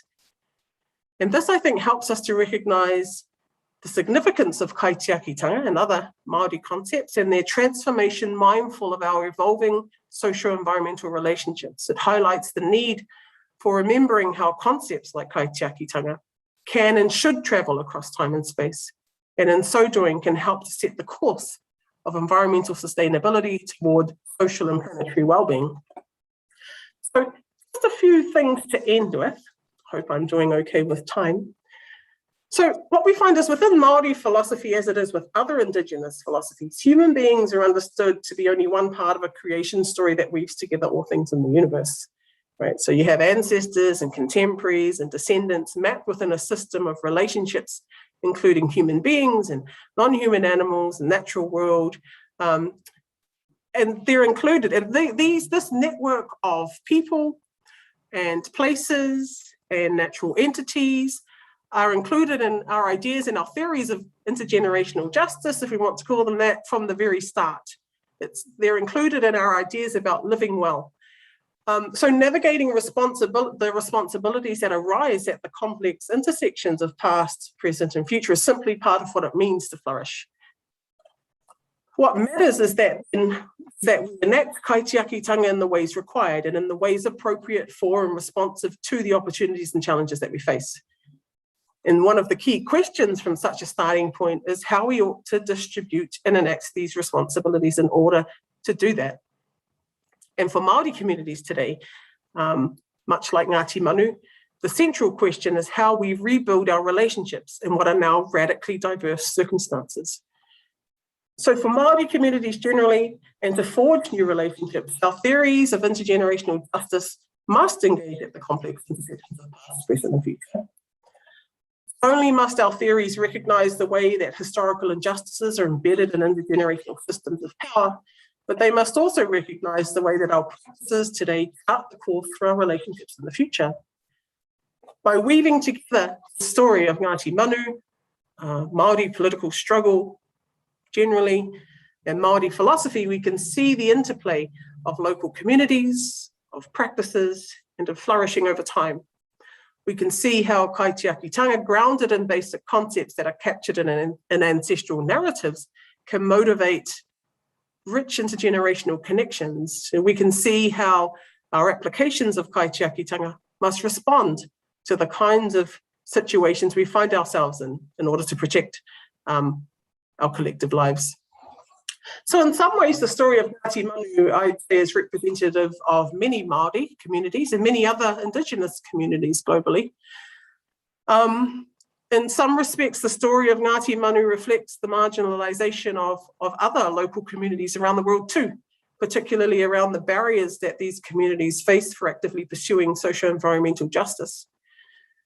For Māori communities and Indigenous communities more generally, notions such as Kaitiakitanga frame theories of justice that prioritize the pursuit and realization of thriving intergenerational relationships. And Kaitiakitanga in this case does this not only by recognizing prevailing structural injustices and their legacies, nor by harnessing the intimate moments of connection so often overlooked in our interactions. We see that in the narrative, but also by enabling fundamental Māori concepts and their transformation toward new imaginaries. Kia ora.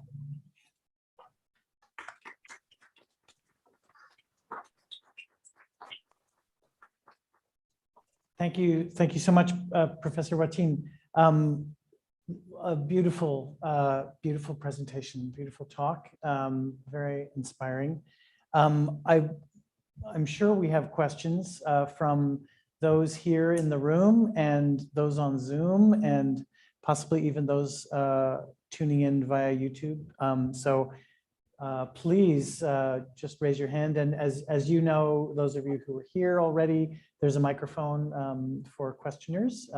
I'm told you need to get a little close into it. And I'll monitor Zoom chat questions. So please.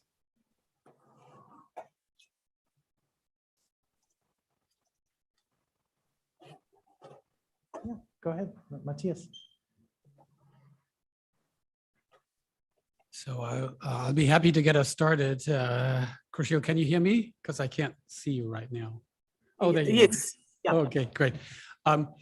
So I really, can I look this way? No, huh? I should be looking this way. Okay, so sorry about this. It's turning the wrong way here, so sorry. Yeah, okay, so now the mic is on.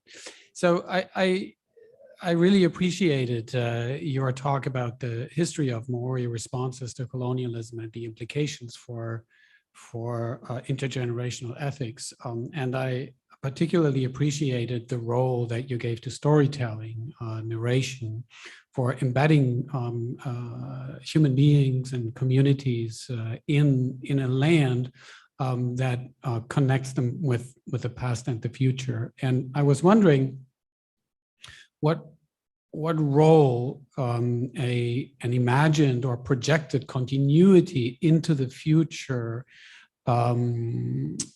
plays for the storytelling and for the stories to do the work that you attribute to them, that is emplacing people, if I can use that word, emplacing people and understanding their connectedness across time and space. So, I mean, the story of the grandfather and his granddaughter, for example, to what extent does it suppose that the granddaughter will be a grandmother at some point? And I ask this in the context of not only the dynamism and adaptability that you have so beautifully highlighted, but also in a more challenging context, perhaps. Recent studies of youth worldwide have suggested that about 40% of young people today have questions about whether they can see themselves as parents, can see themselves as having children, and partly as a result of environmental hazards and destabilization. And so I'm wondering to what extent an imagined or projected futural continuity is required for the stories to do the work that they're doing. Thank you. Yeah, great question. I've actually got lots to say about that because I've been thinking a lot about that in some research that I've been doing with some colleagues on sort of imagining connections to remote places in the future and in time and space. It's absolutely central. I mean, often we think of ourselves, so just thinking of Ngāti Manu in the story of Raneni Kura, we think of ourselves as the future that she imagined, right? When you embed that story of Ngāti Manu and you take that name as giving that to your descendants to remember the past, right? There's this obligation to story our lives and to story the future for our descendants, absolutely. And I think that's, so I hope I'm answering your question. It's absolutely central, that imagining futures and thinking about descendants and land and waterways in the future, and the stories that we leave behind and the way in which they'll inform the lives of future people is vital to the whole narrative, the whole grounding of relationships and the whole grounding of responsibilities in the narratives that we share and that we are responsible for carrying forward. I can't see you on there anymore, so I'm not sure if you're. Oh, there you are. He's still just sitting down. Sorry about that. Yeah. But it's actually also fascinating, I think, to think about the way in which stories and generally creative art forms bend time, right? And somehow manage to bring distant people and places closer to us in time. So I think that's also part of it, not just imagining a future in the distance, but actually bringing that closer to us, bringing those remote people and places somehow that we imagine in our minds closer and more intimate to us. That's kind of the thing that I was trying to get at, that stories enable us to do that, and we have a responsibility to do that. And that can motivate responsibilities to each other across time and space. Thank you. Thank you very much. I think there's a question. Other questions? I don't see a chat question. Was that from YouTube possibly? I don't see any Zoom chatters. Oh, why don't we find it? Why don't you go right ahead? Yeah, and we'll. I don't see anything. Hi, thank you for your talk. While they look for that Zoom question, as sort of a follow-up question, when you were discussing the role of sort of narratives and practices, one of the things that seemed really important that they were doing was taking things that were remote or unfamiliar or strange and bringing them into the circle of what's nearer or familiar or something that we're capable of caring about. And it seemed like a very good premise for that would be that when things are experienced as nearer to us in our near world or our field of concern, we're able to better take care of it than if it's remote or further away. And I was wondering if additionally to bringing things that are further away closer to us, if undertaking these practices and telling and listening to these stories also moves us in the outward direction such that our circle of what's near or what we're capable of caring about enlarges as well. And if those are just always structurally tied to each other or how those work more. Thanks again. Yeah, no, great comment and question. I think that's right. What I was trying to sort of get at, but you've articulated that beautifully. Yeah, so it does work in both ways, right? You bring things that are remote, unfamiliar, closer to us, and then of course at the same time, sort of similar to the takarangi spiral that Mattias was talking about, I think it was Mattias, where at the same time we can enlarge our scope of responsibilities outwards. Yeah.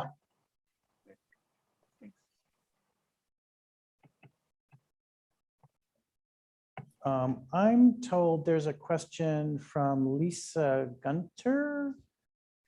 Are you there? Did you want to post it or speak it to us? Sure. I wasn't sure if I could unmute myself because I am in the Zoom room. Hi, Krushil. How are you doing? Hi. Thanks for a wonderful talk. I wanted to ask you about your views on a question that, or an issue that came up in the question period for Mattias's talk, where someone asked about the relationship between whether you need to have title to something in order to give it. And as I was listening to your talk, that question was kind of rattling around in my mind. And I feel like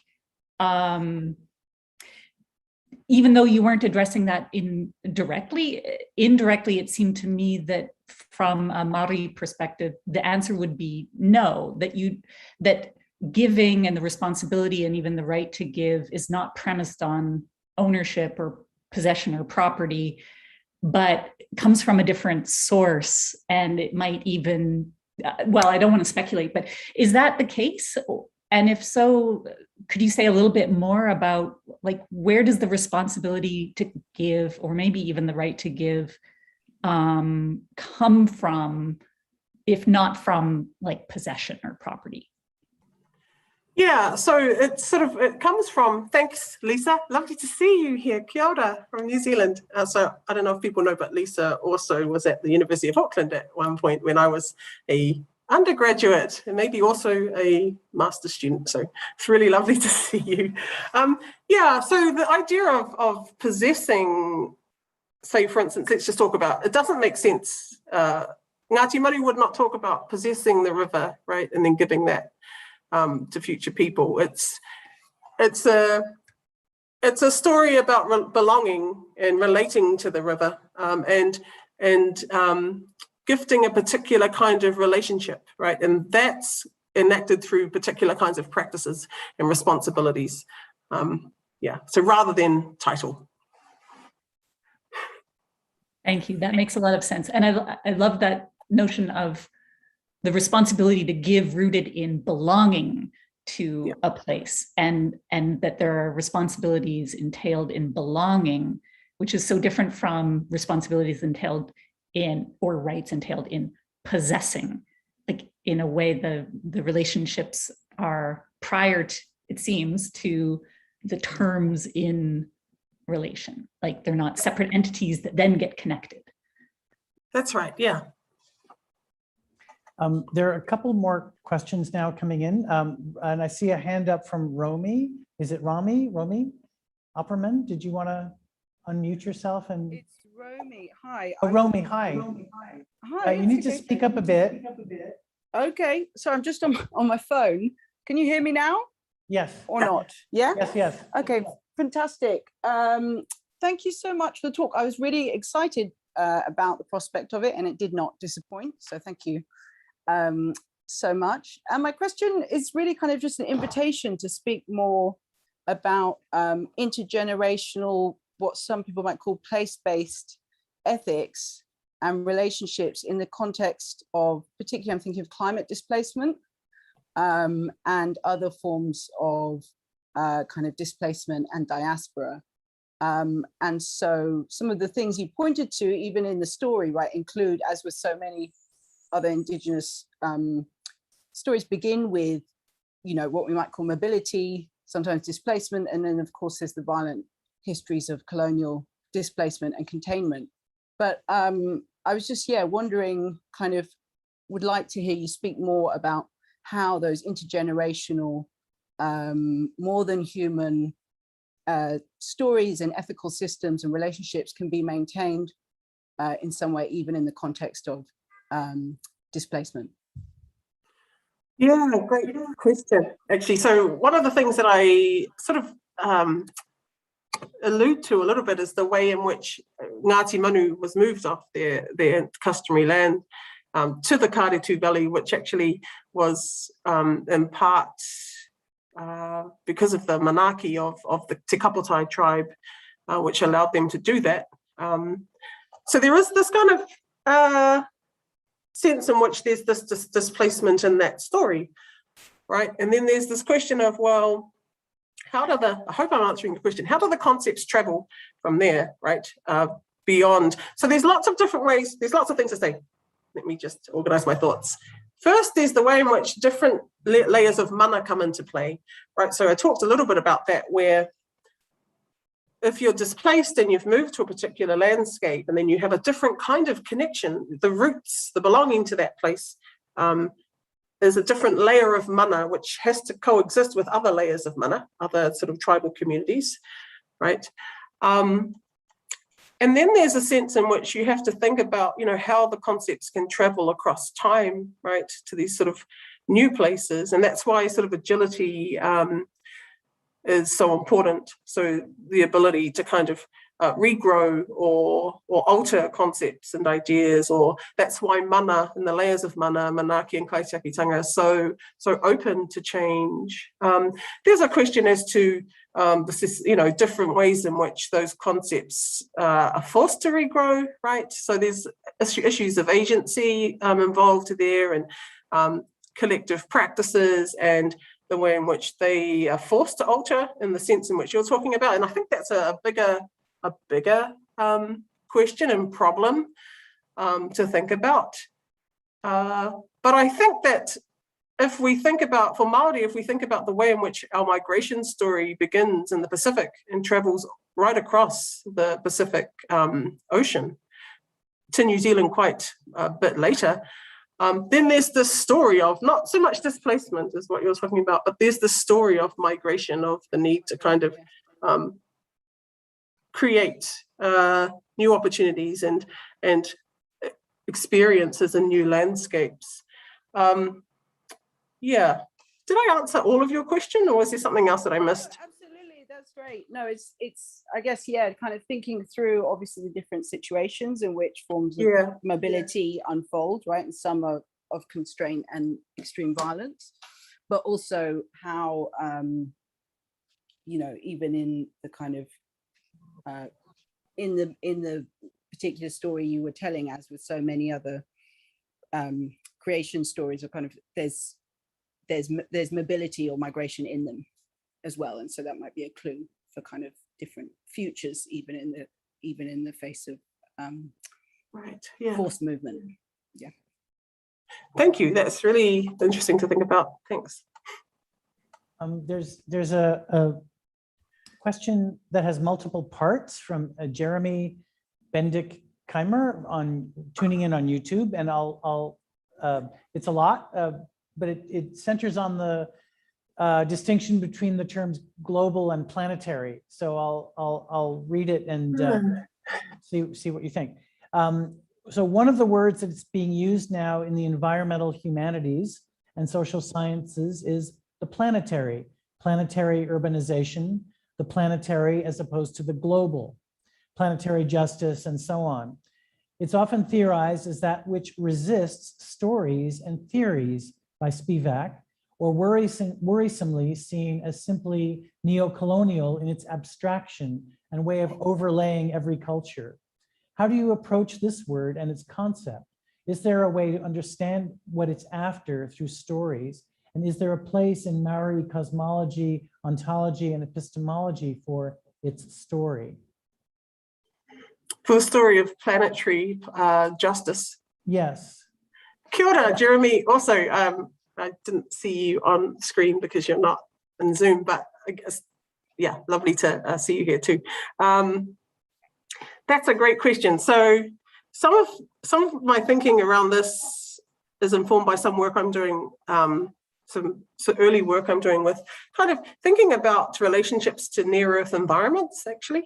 So there's lots of really interesting questions about, I mean, I've done a little bit of work on sort of relationships to Antarctica, these sort of remote places, but also near Earth environment is kind of similar, I suppose, to this sort of planetary question. One of the things that I'm interested in thinking about is the way in which, the extent to which we can stretch concepts like Kaitiakitanga beyond these place space. And that's why it's really important that I'm thinking through, and which I did in the talk, the way in which we can bring these distant places closer to us, right? So how is it that we can bring, perhaps, the one way of thinking about it might be, how is it that we can bring sort of planetary well-being more locally? How can we bring that in different ways to be more intimate to us in our lives? So maybe that's one way of thinking about it. Then there's also, in what way can stories and imaginings, as Mattias was talking about, the way in which we might imagine the future, how can that sort of also play a role in sort of rethinking the place of planetary well-being in our lives? So how can we stretch those stories, or how can those stories be layered in ways that kind of capture this more wider kind of perspective of justice? Yeah, that's, I don't know if I, That's great. I don't see Jeremy's response. There's a question. Oh, sorry, I have one more thing that I should say. Go ahead. Sorry. Also, I think I heard a question about stories, and I mean, of course, as you know, lots of Indigenous stories are about creation, right? About the planet as a whole. So there's questions about, you know, well, when we talk about Papatuanuku in New Zealand, for instance, you know, there's this question: is it all of the Earth, right, or is it just parts of it? And I think there's a way in which you can create you don't have to create a narrative, but there's a way in which you can map the narrative across the planet that maybe unifies it and sort of wraps around. So yeah, there's that as well, that way of doing it as well. Kia ora, Jeremy. Thank you on behalf of Jeremy. Did you want to any more questions in the room? Yeah, there is time. We have a good 15 minutes still, so please. Hi, thank you for the wonderful talk. Actually, I used one of your papers for one of my papers last semester, so it's a pleasure to hear you talk. My question, we kind of touched upon it when you discussed agency, I think is the word you used. So we're talking about the responsibility of storytelling. My question is there ever a responsibility to like not tell a story or to be silent about a story? So for example, I'm thinking of, like you mentioned, the legal personhood for the Wanganui. I'm not saying this is the case in New Zealand, but some people might say that, hey, look, there's this colonial justice system that has established itself in New Zealand, and there's a risk when you use Maori values in the colonial justice system of like subsuming them or changing them in a way. So is there ever a responsibility to not tell a story to someone if you think that they're gonna abuse or diminish the value of a story like that? Thanks. Oh, that's interesting. Yeah, interesting question. I think, so what you made me think about, see this last photo is going into this, with the red door going into our whare nui, where all the kōrero, all the talk takes place in that space. It's the place where everybody gets together and discusses things. And I was thinking that, yeah, often, I mean, it's a judgment, right, call as to what stories are appropriate to share. So, I mean, the easy answer is yes, of course. I mean, depending on the relationships in which the telling or not telling of a story might diminish, right? Might be an important aspect for whether or not a story is told. And then there's also the question of who tells the story, right? So that's a different kind of question, but it's equally or even more important, who tells the story is important too, right? So it might just be that a particular story ought to be told, but not by certain people. Yeah. There's one last question so far on the Zoom chat from Sandy Lamal. And she writes, she would be grateful if perhaps Professor Watene could further develop the notion she evoked about, quote, doing what one is able to do or supposed to do without being prevented from it in time and space, concerning loyalties to the past and future. Can you read that again? I'm not sure what that's getting at. I think the quoted part is doing what one is able to do or supposed to do without being prevented from it in time and space. Perhaps it has to do with questions of obligations or responsibilities, as you spoke about.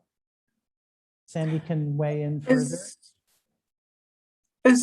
Could it possibly be about sort of enacting responsibilities and who is enabled and empowered to do that, maybe?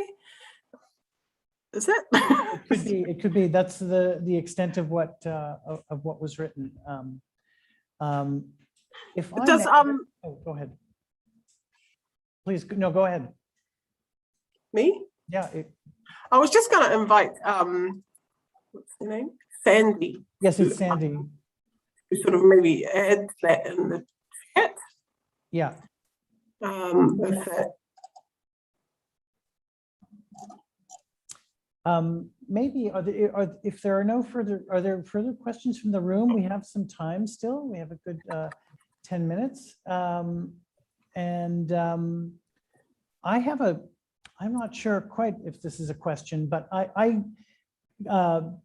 come to your talk today, not as a philosopher, but from the field of theater and performance study and performance creation. So I'm very interested in what you had to say about the epic form of narrative and the way in the tradition I work in and what interests me about theater study and research is forms of performance narrative. And you mentioned the term narratives that are dynamic. And I wonder if, for example, in so many Western traditions, we stage theatrical works by studying texts and interpreting tragedies and various forms of dramatic text. And in the performance tradition, we tend to not start with text. We tend to start with fragments and orally received stories. And I wonder if in the Maori sort of array of stories, if you see characteristics of what makes a story dynamic and what makes it extend to the past and to the future in a flexible and dynamic and sort of elastic way. I love how you pinpoint that, and it's something we strive for in theater work, and very often interpreting texts is such a barrier and working with the oral is so liberating.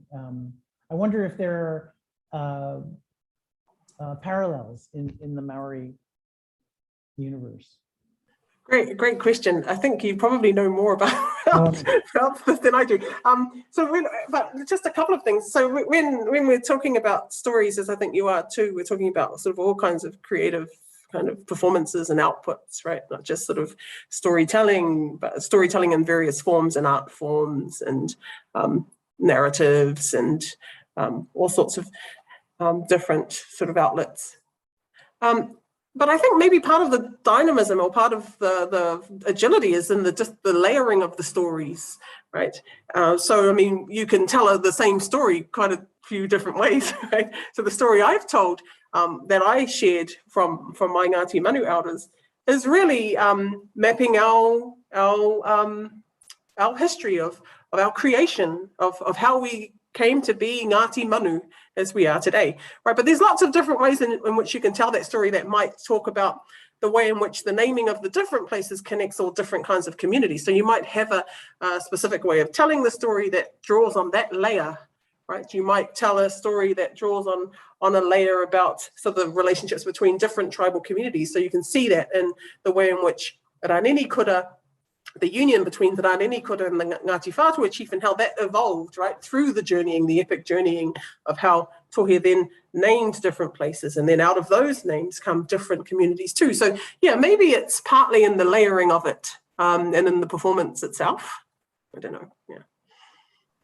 Yeah, that makes a lot of sense. Thank you. Other questions? Boy, yeah, please. I think this may be our final one. One more in the room. First of all, thanks for that. The concepts are fascinating and difficult to get your head around. Can I ask about the sort of dynamic aspect of the, I can't say the name of the concept. This is the concept of the assignment of responsibilities, duties, benefits, right? And how that's... Yeah. Okay, I won't even try. But could you tell us a little bit about how that gets filled in novel circumstances? Do you see what I mean? Like, yeah, great. So I tried to give some examples about sort of this. It's a really interesting, actually. So the notion Kaitiakitanga sort of became really popular when it was included in the Resource Management Act, actually, and at the time, it was there was this idea that this treaty would be centered to sort of guide environmental management practices in New Zealand. And so there were lots of problems arose from the use of Kaitiakitanga in that context, because it limited it to environmental issues, and it's social environmental. It's about people too, past and future. So it's really interesting. The story of the concept itself is quite fascinating. And so I tried to talk about the way in which customarily it would be used, and then how it's used today, right, in some urban centres and in the use of rights of natural entities or legal personhood as expressions of Kaitiakitanga as well, which are quite novel, right, in themselves. Yeah, I've lost my train of thought, but does that answer your question? So I did try to. I mean, it's going. Oh, that's what I wanted to say. Sorry. So I also see Kaitiakitanga as as holding together a bundle of concepts anyway, right? So I only talk about two of them, mana and manaki, right? These fundamental Māori concepts. So Kaitiakitanga is this kind of label or this kind of space in which this network of concepts sits. And I think that what happens is those concepts move, the concepts, that bundle of concepts move and travels across time and space as they're needed, right? Or I don't know how you describe it, maybe some of the concepts are bigger and smaller, right? There's just this kind of movement and migration of that sort of bundle of concepts itself within this idea of Kaitiakitanga. And that's the nature of that idea is in that dynamism of holding together these different concepts and allowing them to shift and move in time. Does that make more sense? Yeah, it's just, it's complex. I'm trying to figure out what would be the informing principles. Are they internal to the nest of concepts? Are they outside, like that? Yeah, I wonder if it's just a whole range of things, right? I mean, yeah, I don't know if I'd want to say, I'd want to say it's the combination of internal and external kind of conditions, I suppose. And yeah, and that's one of the challenges, right, of trying to navigate the relationship between those two things, right, of innovation and what's the other one, like of customary approaches and innovation. Tradition and innovation. Tradition and innovation. Trying to sort of navigate those two things would be, so rather pragmatic, perhaps. Okay, thank you. Thank you so much. Well, I think this may be a good place to leave it for this afternoon. Thank you so much. Krushil, Watene, thank you so much. Incredible talk. I'm told, Anna, are you trying to organize a photo of people on Zoom? Jing is trying to organize a photo, but we did clear the space on the other side of the screen. We invite people in Zoom to turn on their cameras if they'd like to be take part of this picture, which would be wonderful. And those of you in the space, sorry, because if I turn around, anyhow, we invite you to come around to the other side if you'd like to be in the photo. Be careful if you're walking around that way so you don't bang into some tables and chairs we moved. So please just navigate carefully and we'll see you on the other side. Thanks very much, everybody. So in Zoom, please stay on and turn on your videos and we'll catch you on the flip side for this photo taking. You won't see what's happening, so I'll navigate you through it. I'll tell you when to smile. Thanks, everyone.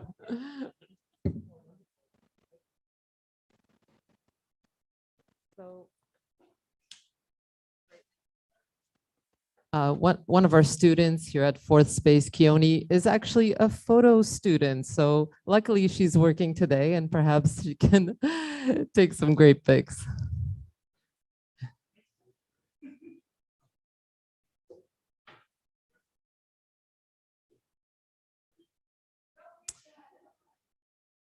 So folks, I'm looking at the Zoom folks now. Everybody has left the space behind me and they're going to the other side of the screen where we have the same size screen facing the street here in downtown Jojage in Montreal. So basically as people walk, we're kind of like a storefront gallery space. So people walk by and they can see the talk, they could hear it because we actually send the sound outside. So they don't actually have to be in the space to take part in this event. So just so you know, that's how people here in the space have been living through this day. I know it's a little bit discombobulating for you all in Zoom and not being able to join us here, but hopefully that gives you some idea of what's happening. So the chairs behind me have cleared. I'm guessing everyone is getting ready on the other side. Can somebody give me a signal when you're ready to start snapping?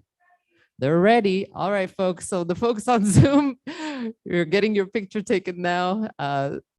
So act accordingly, whatever that means for you. Thanks. Thanks, Doug. So we just have you, it'll look like this. You're in a gallery view like that, and there's people standing in front of it, just for your reference. I'm hearing a 1, 2, 3 countdown. It's a brave new world over here navigating these various circumstances. So thanks for your patience. Okay, she's done. Thanks, everybody. We're going to be closing up the Zoom now. Thanks again for being here with us, and we welcome you back tomorrow. And thanks, Krushil, once again. It was so great to meet you. All right. Have a good evening, everyone, or day. Thank you.